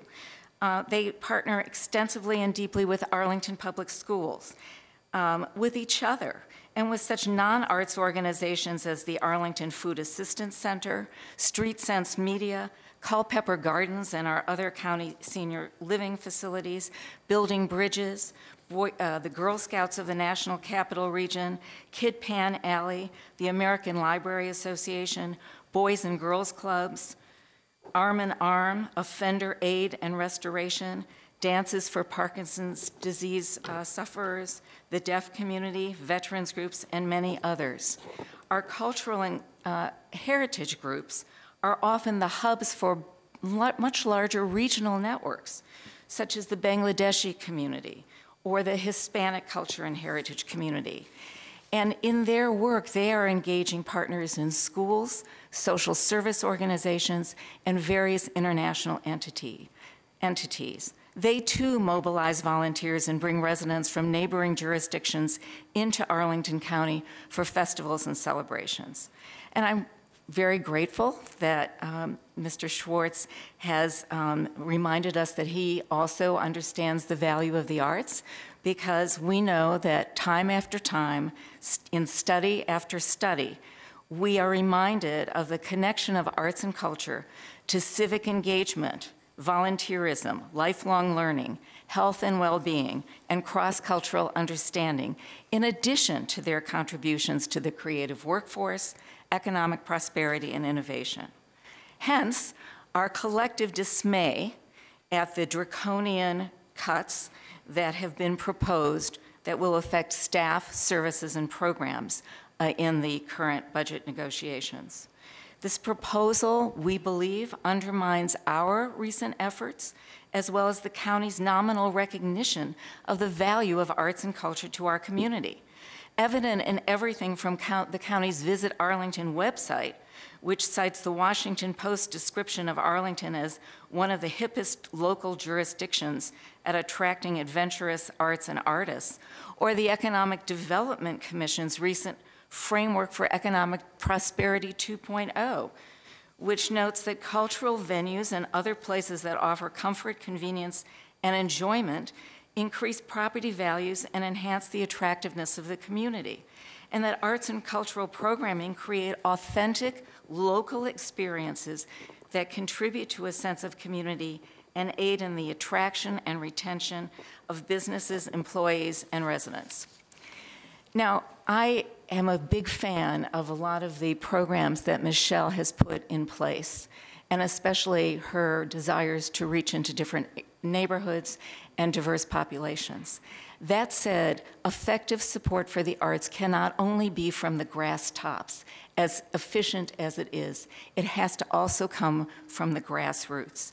And the proposed cuts will do the most damage to the work of many of our longstanding and community-minded arts and cultural organizations, as well as to some of the new creative arts entrepreneurs who have been drawing to Arlington precisely because of our county's many positive affordances, but who are struggling to gain a foothold.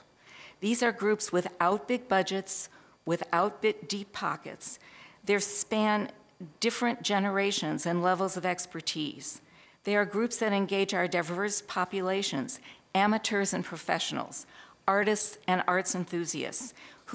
These are the people who are building the sets in the scene shop, who are tapping not only the technical expertise of experienced county staff, but who have developed strong and very, very important relationships with these staff members. And they depend on the costume shop and the mobile stage for their productions, programs, and festivals.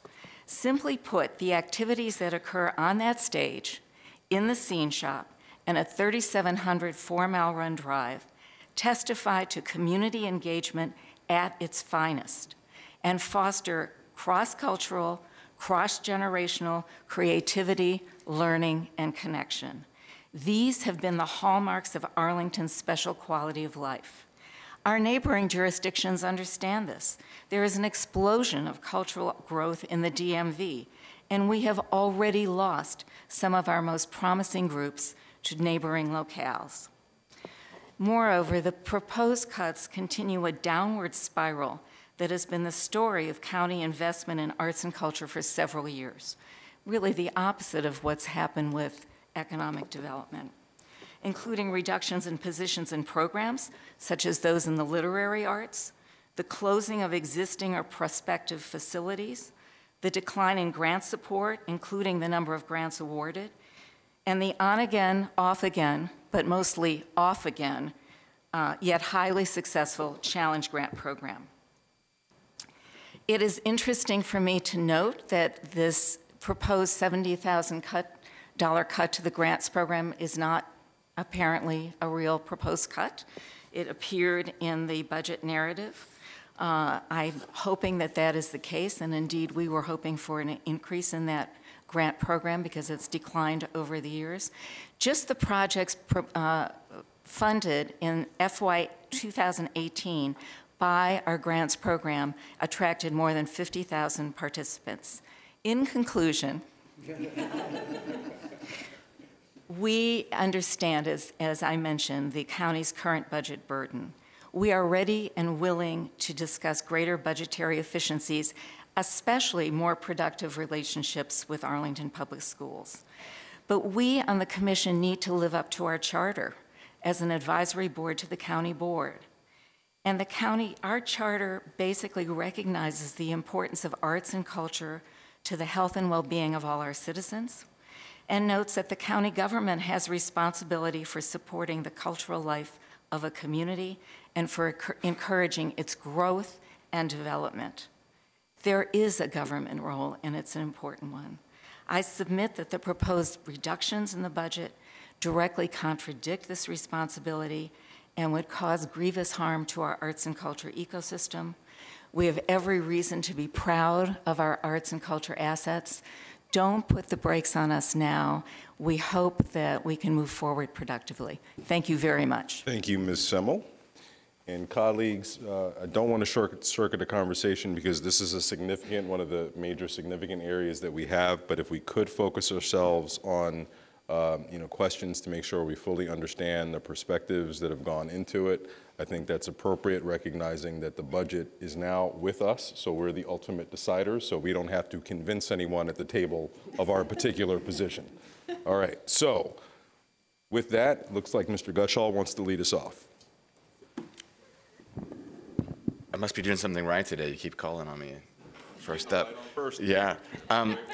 So I appreciate that. In the interest of time, I know that there's going to be a whole lot more discussion that's going to come after this. But I think I really just have then just one question that I think is worth surfacing publicly right now, which is what I have heard over and over from the community members who have come to me primarily through Open Door Monday, but also via email and other conversations, is an expression that even in the context of the discussion that the manager laid out very well for us at the top of this discussion, that when you look at what is the percentage of our support for arts as the total budget, and then you look at what that percentage of cuts proposed for the arts is, that there's a real disconnect. In other words, are we balancing this budget on the backs of the users of these facilities?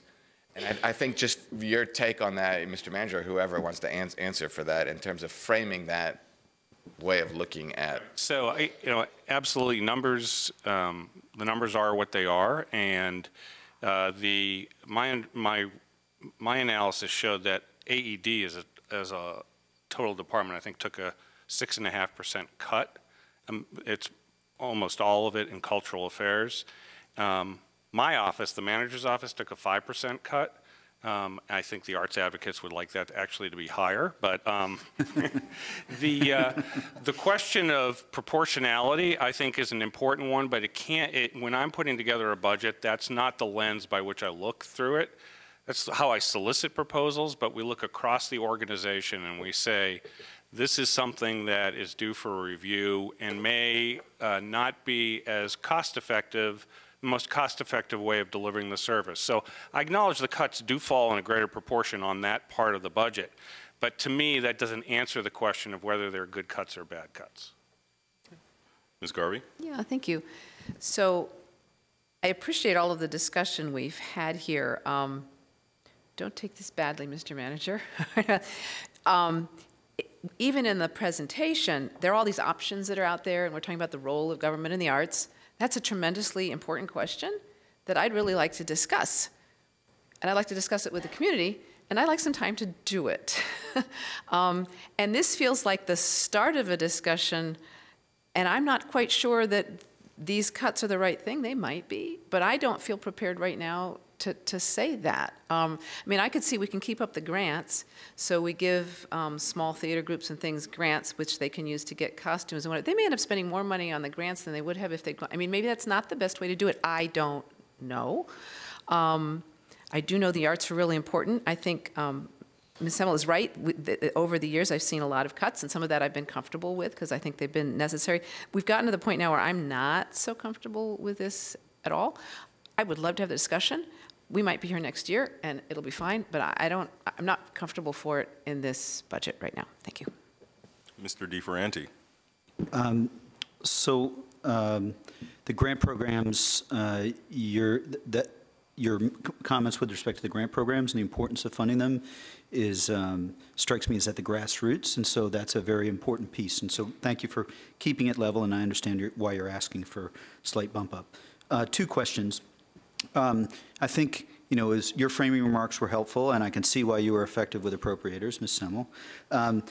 But I wondered if there was a way to continue to do that analysis because you sort of shaded it a little bit that in the DMV there's an explosion of investment. And you described, comparatively what other local jurisdictions may be doing on the arts.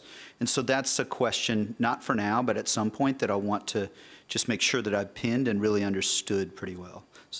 Right, and so let me, and I don't think you even asked a question, and Ms. Garvey didn't ask a question, but I have one now. Okay, but I acknowledge, and I touched on it in my opening remarks, and I fully acknowledge this, which is that there is a lot more conversation that needs to happen, I would say, before I would suggest you go ahead and fully adopt my recommendations. And I think part of that conversation needs to be not about whether we should be supporting arts groups with these kinds of services, but what's the best way to support them. And, this happened last year when we were having the conversation over Arlington independent media. And this isn't not a a preferred approach, but sometimes those hard conversations need to be started, and I'm all for public engagement.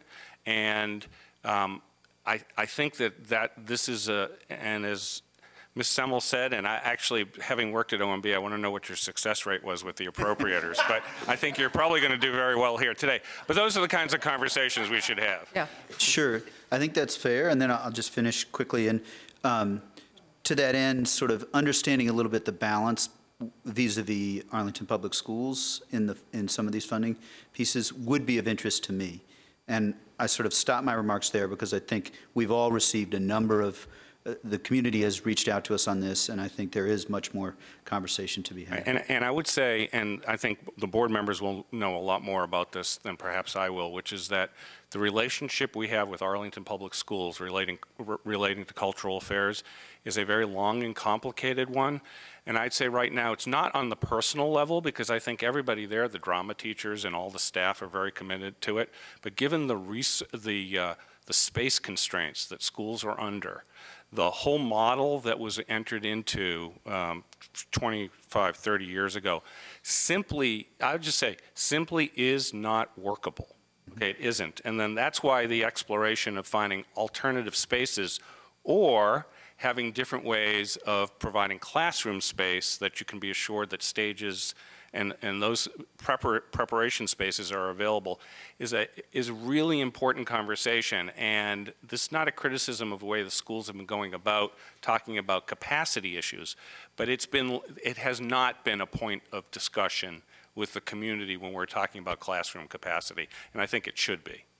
So before I recognize you again, Ms. Garvey, I'm just going to throw a couple of questions in there. So specifically about the mobile stage, I know it says in the materials that it's 15 years old. Where does that stand within its useful life?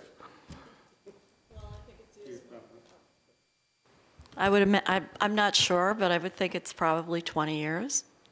Okay. And you do know that the towing vehicle from DPR has been retired. So there's no way to move the mobile stage? No, we have to contract with a tower, a towing service. Contract with the tower to move the stage? Correct. Okay, and how much does that cost each time we have to do it? $375. $375. I'm sorry, $350, $175 each way. Okay. $350 round. It's better than trespass towing, I'll tell you that.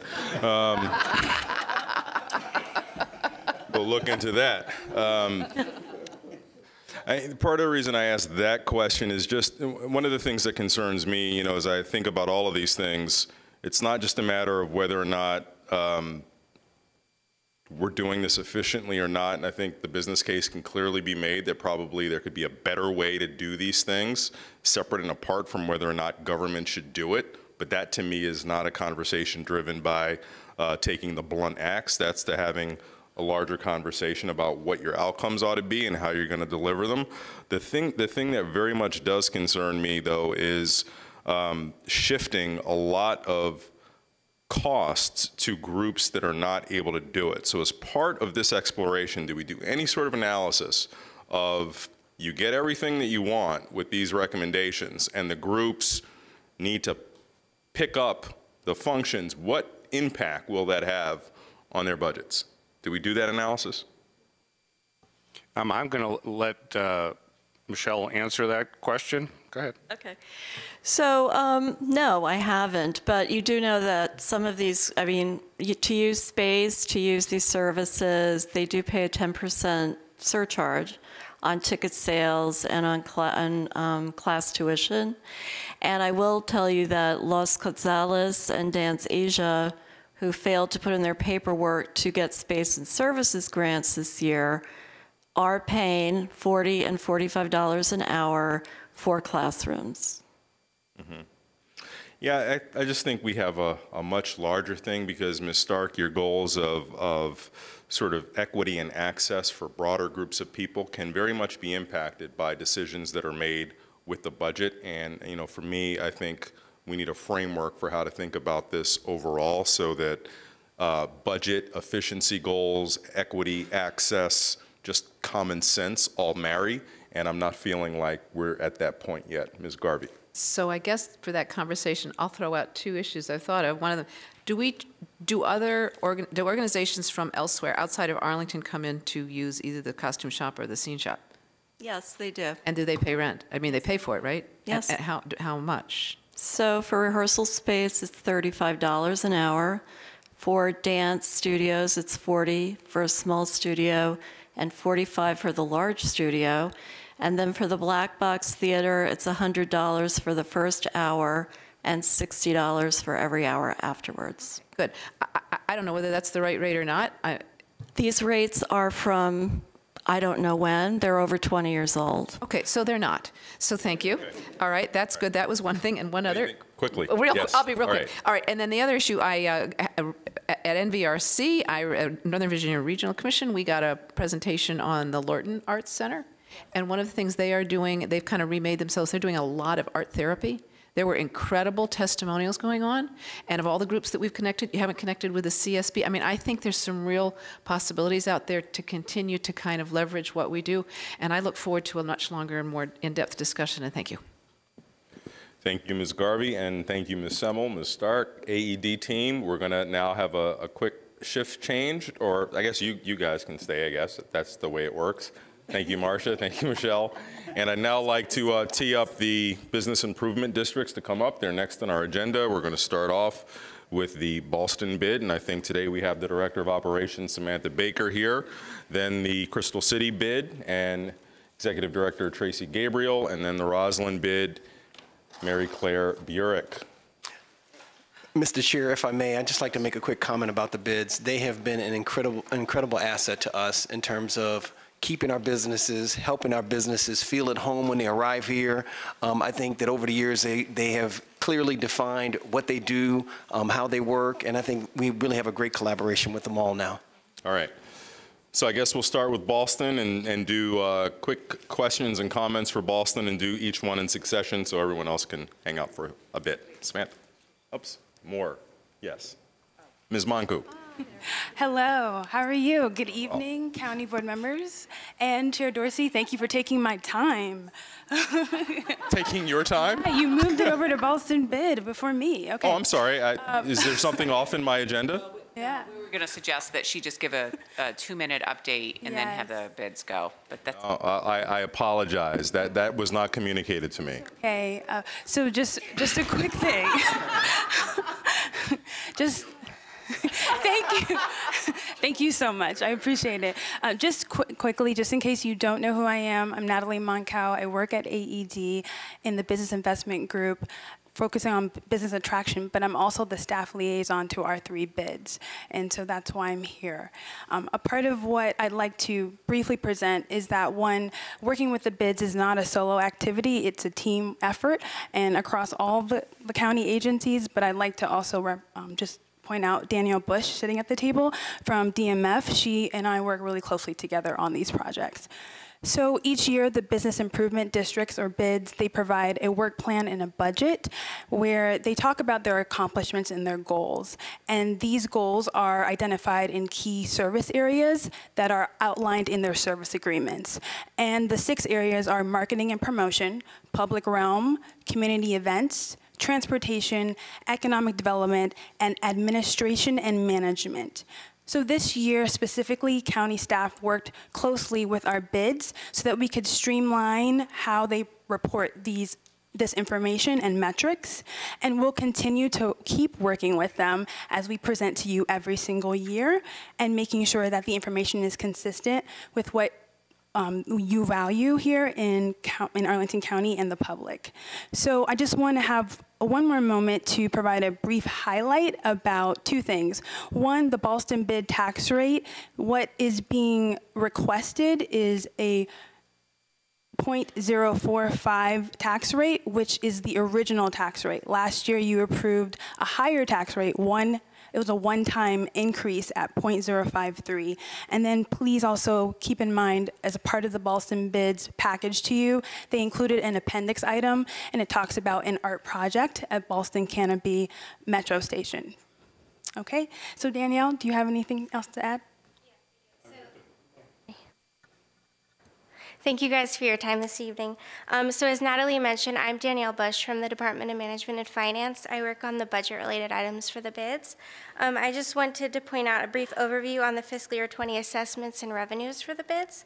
As Natalie mentioned as well, while Ballston bid is seeing a 4.9% increase in assessments from calendar year 18, revenues are expected to actually decrease 10.9%, almost $184,000 from calendar year 18 due to the tax rate returning to the previous calendar year 2017 adopted tax rate of 0.045. Crystal City bid is going to see a 6.9% increase in assessments from calendar year 18. Revenues are expected to increase 6.9%, almost $170,000 from calendar year 18. And lastly, Roslyn bid is seeing a 4.4% increase in assessments from calendar year 18. Revenues are expected to increase 4.4% as well, almost $166,000 from calendar year 18. All right. Thank you, Natalie. Thank you, Danielle. Are we good there? Yes. Okay. Now, Ms. Baker. Hi. Tina, sorry she couldn't be here. She had a previously planned rescue trip in Spain, so she's bringing back a couple new first citizens, as we like to call them. But she'll reach out to each of you guys individually when she returns to sit down with you guys as your schedules allow. So as Danielle just mentioned, our assessments did go up, but our operating budget is going to be reduced for this next fiscal year. Our staff continues to raise about $500,000 each year for programs and events. But due to the lower operating budget, we had to make cuts to what we had originally thought we were going to be able to do for fiscal year 20. Our board directed that we make the cuts to programs and initiatives instead of staff, so that is what we have done. We do have an exciting new program that is launching, the Ballston Connect Club. We have officially gotten Ditmar to sign on as the founding members of the Ballston Connect Club, which will, sorry, I am so nervous. I just had to say it to get it out. Great.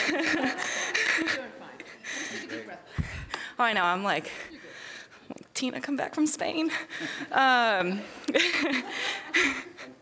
There we go. Now I've laughed. We're good. So we are still going to be working on bringing in the rest of the apartment buildings under the Ballston Connect Club over this next year.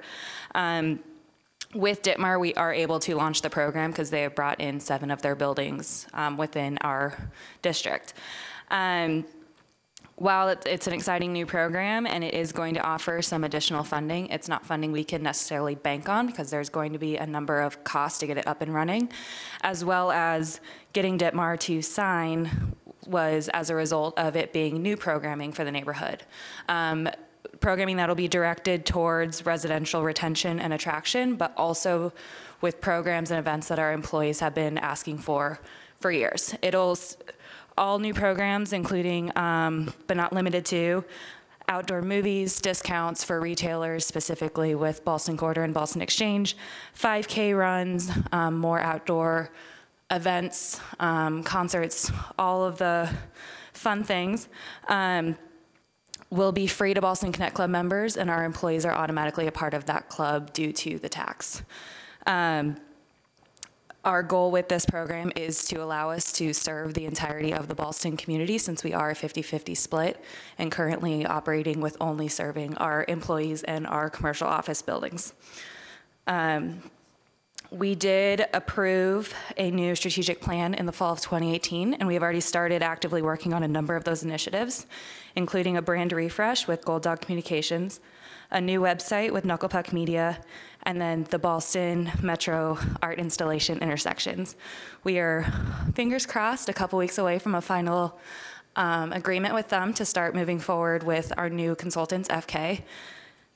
But so we hope to have that to you guys within the next year and have that be installed in the Metro canopy in conjunction with the plaza redevelopment. We have rebranded also out of our strategic plan, Taste of Arlington to be Quarterfest this May. We're excited to celebrate Ballston's exciting new developments, restaurants, and retails with this event. Taste of Arlington was a fantastic event for Ballston and for the county.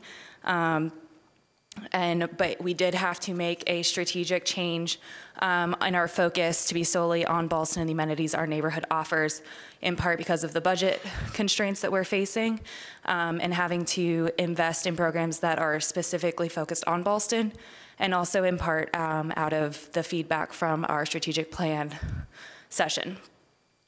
Our farmers market continues to expand and be a key program for our neighborhood. We're now going to be operating April through November.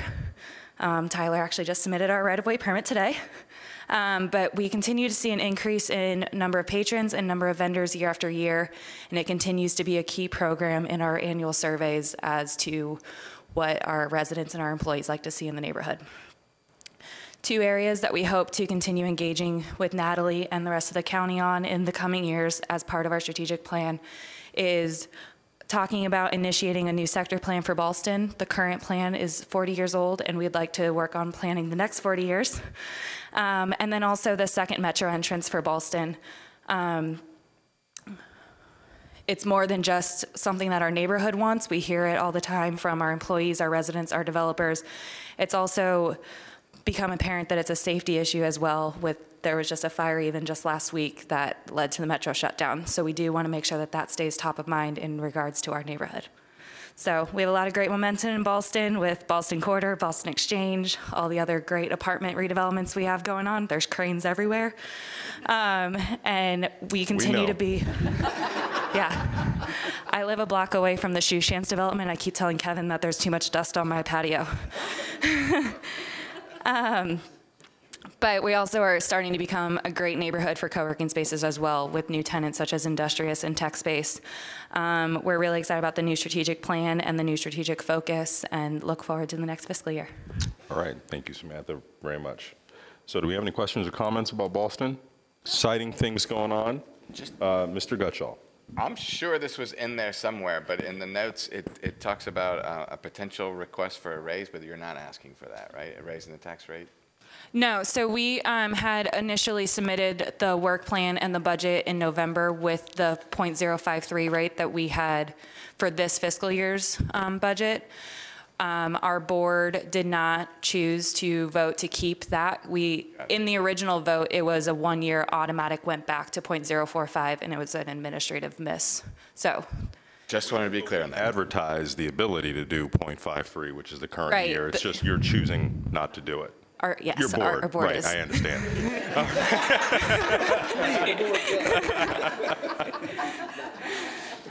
But, you know, yes, thank you. Thank you. All right, why don't we call up next Crystal City, Tracy Gabriel. Tracy here?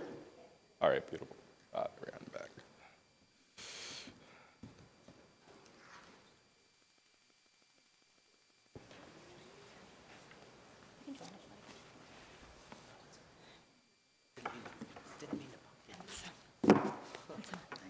I know reports. Good afternoon, All right, Chair Dorsey. It's good to see you, yes, and we just need to reiterate that it's Crystal City, the place that is alternately known as a component of National Landing, but is still, as far as we are concerned, Crystal City. Exactly. Well, good afternoon, members of the board. It's a pleasure to be here today. I am Tracy Gabriel, and I represent the Crystal City Business Improvement District. As the new president and executive director of the BID, I took on the role in August of 2018. This work plan and budget represents the first submitted under my leadership. I'm happy to report that the work plan is organized in a way that is much more in line with the full breadth of the BID's core services under our service agreement with the county. And I want to acknowledge the great work and partnership of working with the county.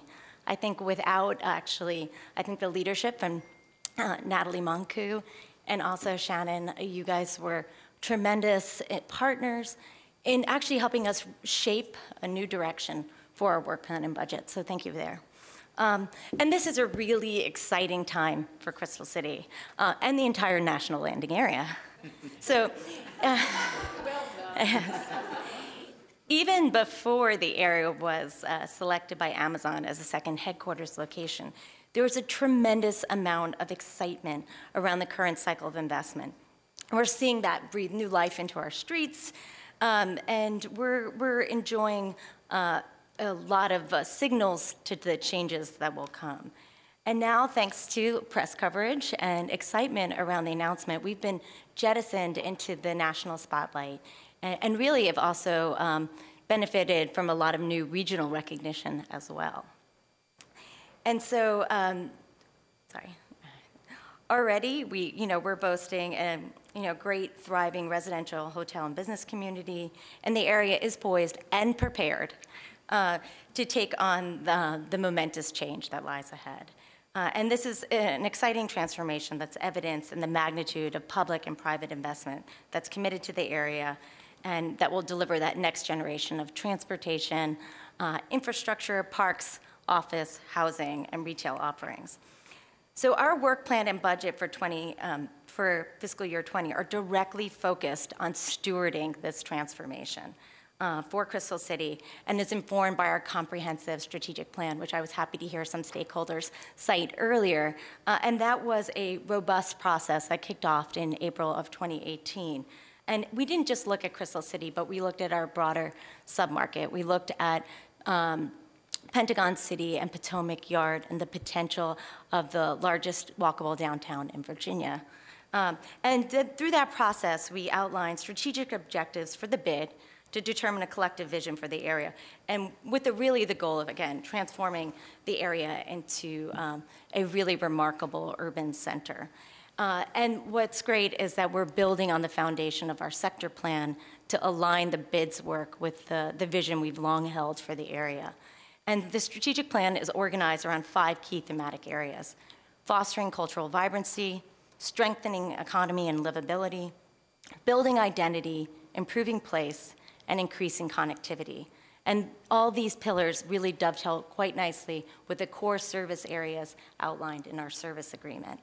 And this fiscal year right now, we're focused on diversifying our organization's areas of impact and our range of services, as well as jumpstarting implementation on our strategic plan. But I want to point out a few areas looking forward that we are focusing on in 2020. And one is the establishment of an area-wide bid. This has been a long-standing goal, and that would be a bid that would include Potomac Yard and Pentagon City. This will enable us to unify and strengthen the identity of our entire downtown, build a strong organization, and expand operations. Connected to this effort, we're also doing a major rebranding effort for the area, not just for the organization, but also place branding in terms of signage and wayfinding. We'll also continue to work closely with the county and other key actors to champion signature transportation improvements, especially the CC to DCA intermodal connector, a concept that was initiated by the bid, as well as implementing the sector plan goal of turning Route 1 into a boulevard. We're also focusing on creating a more dynamic and activated public realm, and we'll be engaged in streetscape and landscape design, as well as creating a green network of interconnected open spaces and plazas. And lastly, of course, we're known for signature events, and we'll continue to have to do events that are memorable and change perceptions, both change perceptions and build community, and include the use of public art and cultural initiatives as well. So I look forward to the year ahead, and I'm happy to answer any of your questions. Thanks. Thank you very much, Ms. Gabriel. Any questions, comments? Since Mr. Gutschall doesn't like going first, I'm going to look to my left, but none of you are taking us up, so it's you again. My pleasure. Thank you for taking my time. Anytime. I can always take it right back. Yes, you can, Mr. Chair. Right. Yes, that's right. The question I wanted to ask, because nice job on the report, and I know Ballston also had a very nice report that we had available to us digitally. And there's clearly, I think we can all agree that the bid is poised, even without expanding your borders, poised for quite a bit of growth over the next several years. And I'm wondering your perspective, and perhaps, I don't know if your board has had any conversation along this line about, as you grow, how your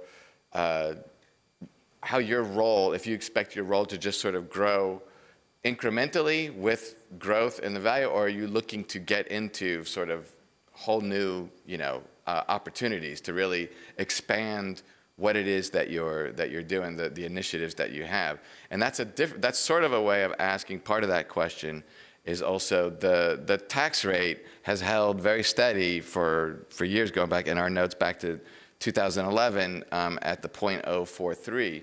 And rather or not then, so if we kept it at that rate into the future, your budget would obviously grow substantially because the value of the properties that are going to be within your boundaries, again, not even talking about expanding the boundaries, is going to grow substantially. So I'm just asking in general kind of your thoughts on where the bid is going in the future with respect to budget growth and the scope of what you do.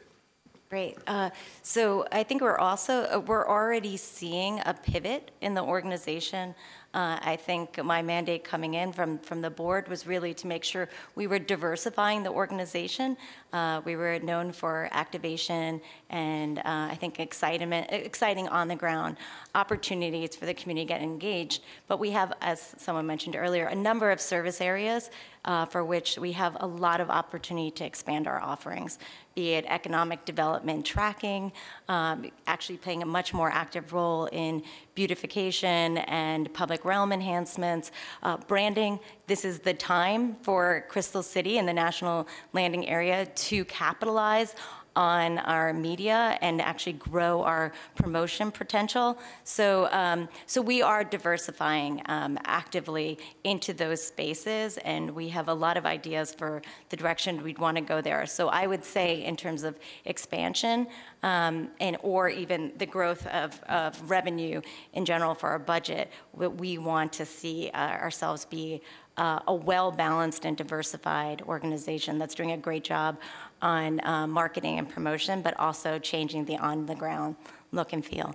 One area we haven't done before is engaging really all the stakeholders, the amazing nonprofits that sit behind our doors, and we're working actually with AED on that, how we could do more for existing tenant retention and actually making more of an ecosystem and a community there. So we've been doing a lot more to spotlight that and grow our outreach. The other piece I will say is we'd like to grow our staff. We do mighty work. I'm joined here by Rob Mandel, our CEO, but we're a staff of 4 right now.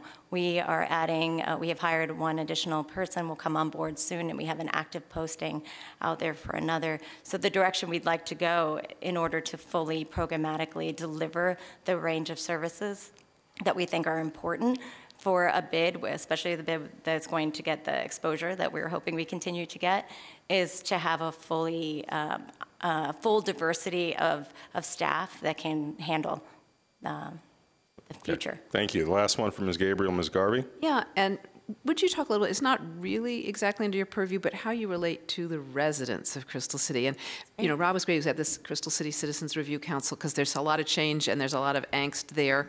And I know you've had a relationship. If you want to just talk about how you see that going moving forward. Yeah, I think some of the things that people don't realize, but probably people around this table do, that we have about 20,000 residents in the immediate vicinity of Crystal City. That is pretty exceptional for a downtown, in fact.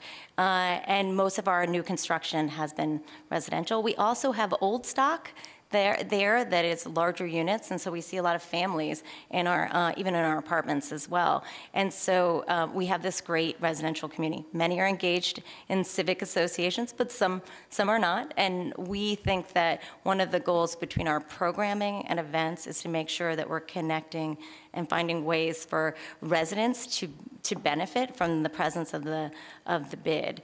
I will say that we have worked very closely with, I know unfortunately Chris Earl couldn't be here today, but we've worked very closely with the CCCRC, with the Crystal City Civic Association. Last night I was in Aurora Highlands as well, but we really see it as our job to be a convener and a liaison to the residents and to bring more diverse options that give them the quality of life and the livability and the great urban amenities are the reason why they live there. Yeah, But no, thank that's you. great. Thank so you. we're going to move now to Rosalind and colleagues. We need to go into speed dating mode again.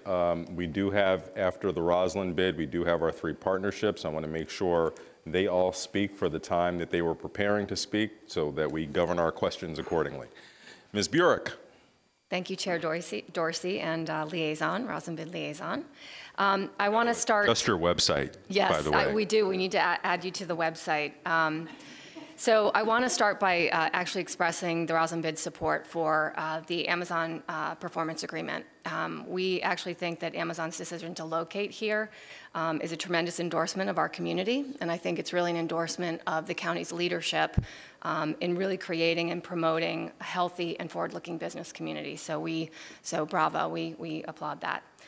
Specifically to the county's fiscal year 20 budget, we also applaud the manager's funding support for additional CPHD resources. As you all probably know, Arlington, and in particular Rosalind, is in a period of tremendous growth right now. So we think that those resources are really important, and we're at a critical juncture with that.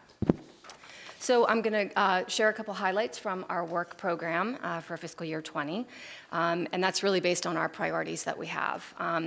So number 1, transportation, my favorite topic. The Rosalind Transportation Study is actually going to be concluding this summer. It has been a tremendous collaboration with the DES team. A lot of work has gone into that, and we hope that that work is going to result in specific projects that are going to improve multimodal options as well as our sidewalk experience. Our budget includes bid funding to implement some shorter-term solutions, so we really see ourselves as a partner with Arlington County on that. We're doing things like, crash-proof planters, improving crosswalks, and we are also working with ACPD and their traffic enforcement. So we're going to support that effort because we think that's important to keep that going.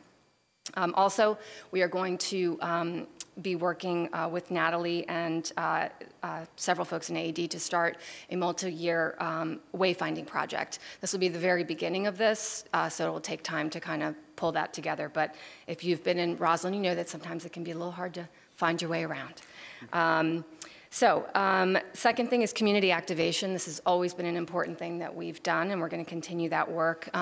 Something a little different, we're going to put a real focus on pop-up activation, and with a very specific focus on entertainment and retail to bring those amenities to the neighborhood. So last year we had a very successful book festival and pop-up community space, the Alcove, which we did in partnership with the libraries and with Arlington County, and the community just went wild for it. So we're gonna double down and do a little bit more of that.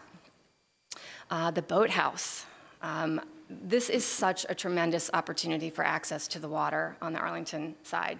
And so we anticipate soon that we're going to have the results from NPS on the study.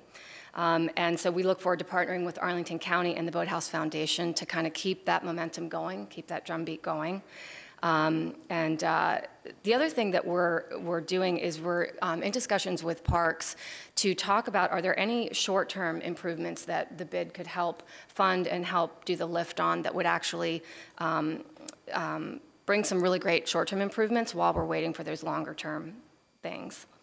And finally, commercial leasing and development support.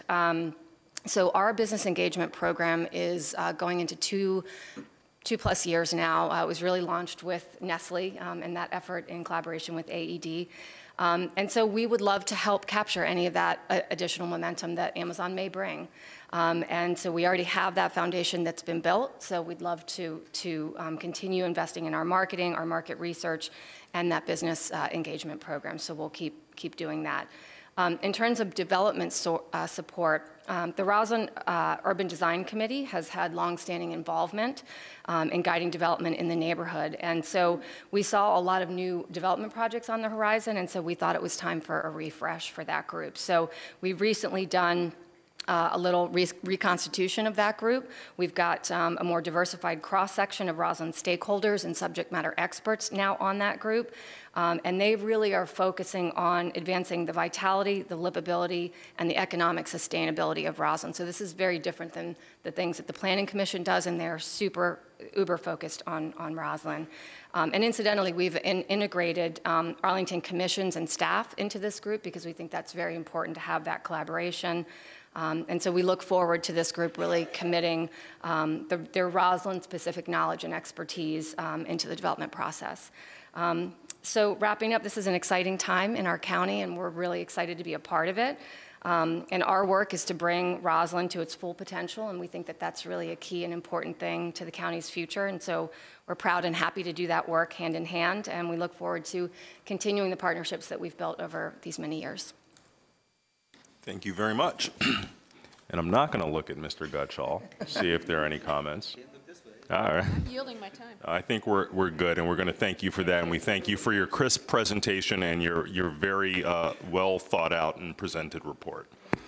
All right, we're now going to move to our partnerships, and we'll start off alphabetical order. That would be the Clarendon Alliance, and we're pleased to welcome a new executive director for the Clarendon Alliance, Elizabeth Crocker. Welcome indeed, and we also have the president of the board, Scott Pedowitz, who will be making the presentation today. Absolutely. Thank you very much. I will be brief largely to recapitulate what you just said, Mr. Chair. We laid out for the coming and present year 4 main objectives, the first being to manage organizational change for the Alliance, and I think we've already had a great success in welcoming a change agent in Elizabeth Crocker as our executive director in the past month, and I will turn to Elizabeth to carry forward. I'm on week 5, so relatively new still. Oh, thank you. Relatively new still, but I'm a native Arlingtonian and grew up here, and I'm very excited to be here representing Clarendon and the Alliance. We have a lot of work to do. We've got some wonderful potential in the Clarendon area, and really the first thing that I want to do and that we've talked to Scott and the board about is really finding out what the neighborhood wants and needs. So we're going to be going out and surveying as much as we possibly can. We need to do some qualitative and quantitative research. That's really where the funding increase has been requested for. We have to find out, what do they want from us? What is it that they want? More events, networking events, more, well, who knows? We're still trying to find out. So I've been going out and talking to a lot of our community members. I'll be meeting with all the civic associations over the course of the next few months. But we really want to pull in that information and kind of find out what's happening in the neighborhood and what they need before we take any major steps forward and really propose any major changes. So that's our first goal. Our second goal is really to grow the membership. I think a lot of people don't know that we're a 501c6.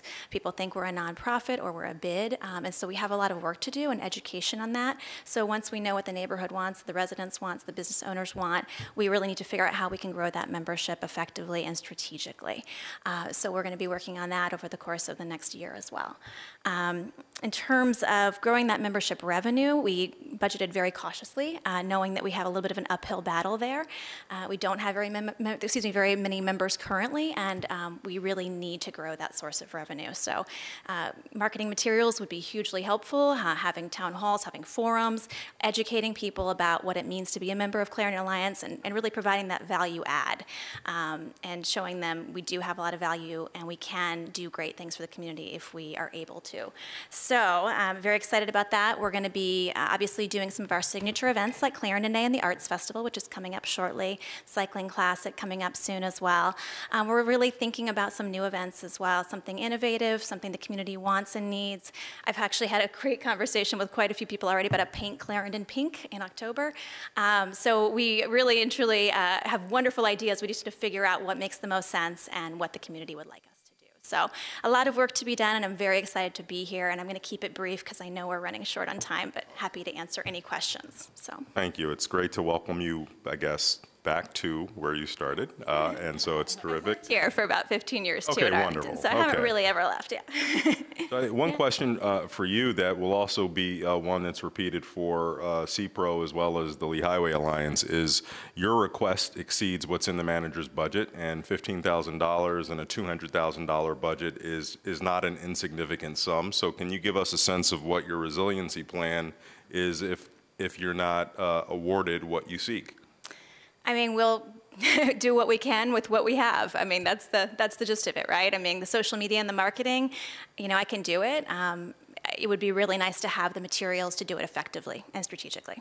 So we'll make do with what we have, but we would really love a little bit more so that we can really think about that surveying in a way that makes sense. For all nonprofits, we'll do what we do with what we have is kind of the motto with a for little. everyone. Okay. Any other questions for Ms. Crocker, Mr. Pedowitz? Thank you both very much, and we'll look forward to getting to know you more soon. Thank you so much. All right, next on the agenda is the Columbia Pike Revitalization Organization, and I see a cast of characters associated with CPRO. Interim Director Karen Vasquez, I see in the audience newly appointed Director Kim Klingler, and I see President of the Board John Snyder. So welcome all of you. Thank you. Hello, old friends. Oh. We meet again. All right, thanks. Thank you for the opportunity to discuss our work plan and budget. Before we get to some questions, I'd like to take a minute to outline some of the accomplishments from the previous year and provide an outlook for next year, and I will be brief. When I think about CPRO and the organizations like it, to what we do well, it really comes down to three main things: building community, placemaking, and advocacy. Everything that we do at CPRO can fall into one of these three buckets, and many accomplish all three. So first, I want to talk a bit about community building. In 2018, CPRO continued to expand its activities via 2 farmers markets, the Little Free Library Program, our annual movie series, arts events like Groovin' on the Pike, and a redesigned newsletter. Last year, the Arlington Mill Farmers Market expanded its season to better serve the west end of the Pike. In 2019, we're increasing the variety of offerings based on survey data and commonly requested items, expanding our SNAP outreach in the community, and hosting special events via partnerships with organizations and local businesses, organizations like Bike Arlington and Walk Arlington. Our annual movie night series is another great community building tool. Last year, we featured 28 movies at 2 locations on 2 nights. We boosted our viewership by 40%, adding 1,000 additional guests. We've just announced the season's theme, Heroes and Sheroes, and our fingers are crossed for good weather on Friday and Saturday evenings all summer long. Communication is a key component of community building, and in January we launched a new design for our newsletter. We partnered with Columbia Pike business Winking Fish, who advised on the design and content strategy. In just a few months, we've increased our open rates and more than doubled our click-through rates. The content strategy includes a focus on resources for the Pike, news and events when relevant, and content that supports our businesses and nonprofit members and partners. So on to placemaking. One of our most noticeable placemaking efforts is the banner program, which was installed in this past November. A total of 70 banners were placed along Columbia Pike, and in 2019, we'll be looking at phase 2 with some additional installations following the outcomes of the multimodal project. On June 15th, we'll be celebrating the 24th anniversary of the Columbia Pike Blues Festival. This festival is a flagship event for Columbia Pike and draws thousands of visitors from around the region, along with Columbia Pike residents. There is perhaps no better example of the partnership that exists between CPRO and Arlington's Cultural Affairs program and the benefits that partnership brings to the Pike. The resources, talent, and expertise available to us from the Cultural Affairs team makes the Blues Festival one of the most highly regarded music events in the region. I cannot stress this enough. There is talent and skill involved with programming an event with bands that are musically excellent, able to draw nearly 10,000 visitors, and stay within a budget. This is much more than just finding a cool playlist on Spotify or booking some band you saw at a bar last weekend. As a community, we cannot take these resources for granted, nor can we ignore the benefits that it brings to Arlington. So we're excited about this year's festival and excited to announce that we'll be featuring headliner Sugar Ray Rayford. Plus, we're embarking on a new partnership with Arlington's own New District Brewing as our beer provider. Come for the music, stay for a beer or two, and cross your fingers for sunny weather. Our other placemaking programs include our annual Fall Festival, Paws on the Pike, which combined bring about 2,500 people to the Pike and featured vendors, entertainment, and more. Both of these events will be held in 2019 with hopes to expand both attendance and vendors. All of these placemaking programs are made by the funding that CPRO receives from Arlington County, which pays our rockstar staff to do the doing and to fund the initiatives overall. So finally, advocacy. Both our staff and our board are passionate about Columbia Pike. We are constantly looking for ways to do more with less. to find new partnerships, boost membership, and to advocate for the Pike. We also strive to ensure that advocacy is based on real data and a shared understanding of the Pike, economic principles, and available resources. To that end, we're very pleased that the Columbia Pike Market Study is underway and is making significant progress. CPRO is receiving regular updates from both AED staff and their consultants, and we are looking forward to seeing both the data from the survey as well as the analysis and programmatic suggestions from the consultants and staff. And finally, this is both, last bit on advocacy, sorry.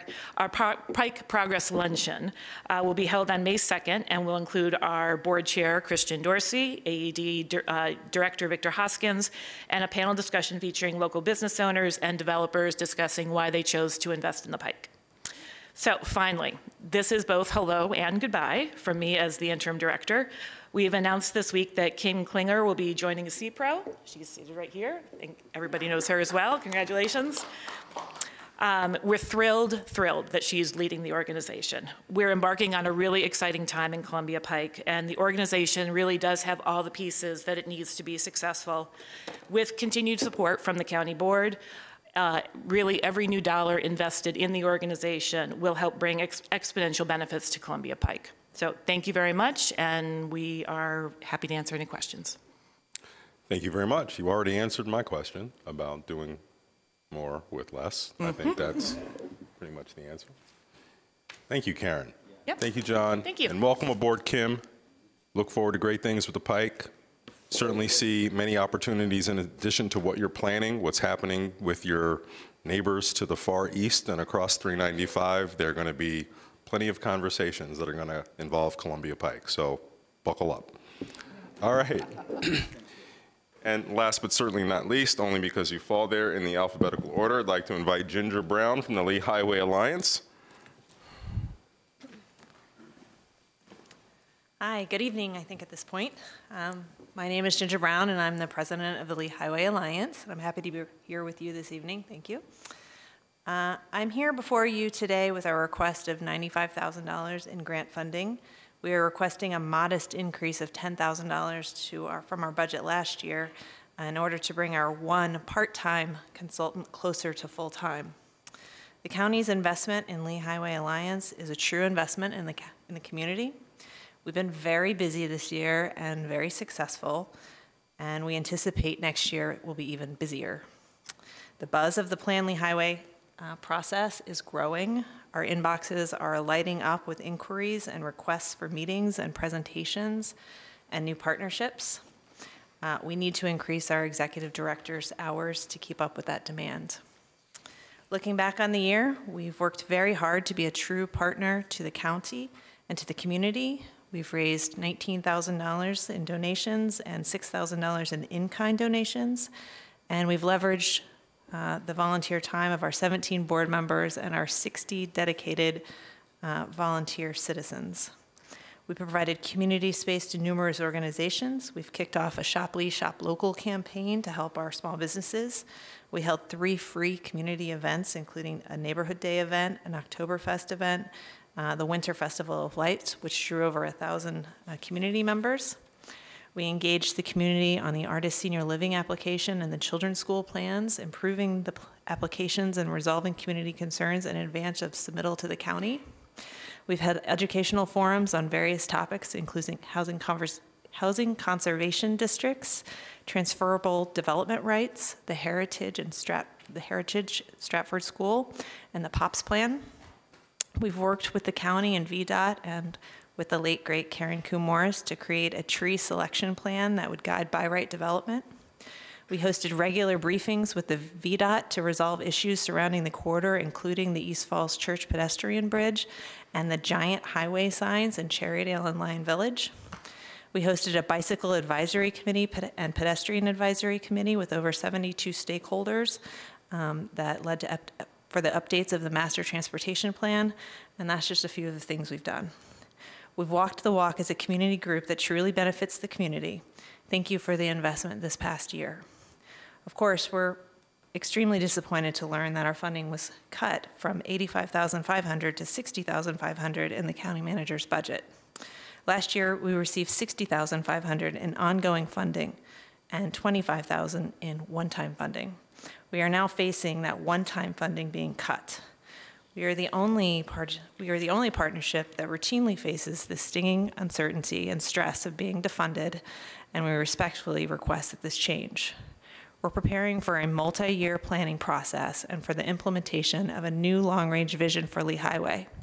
Please consider that long game and change our funding from one-time to ongoing so that we have a stable fiscal base over the next few years.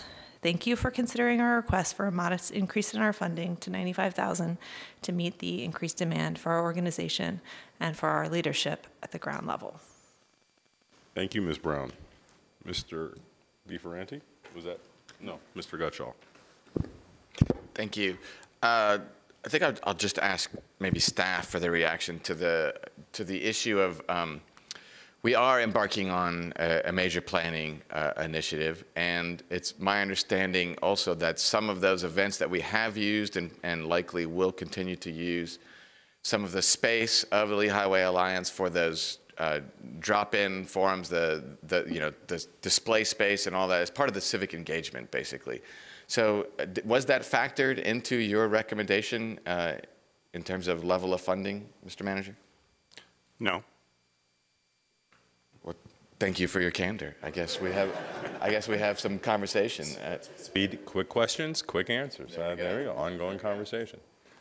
All right. So with that, I see no other questions. I'd like to thank everyone, particularly as we got to the latter half of this, for your all trying to help us get back to being on time. It doesn't mean that we're not going to engage in further conversations as we flesh out the budget over the next 6 weeks or so. But with that, our business is concluded and we are adjourned.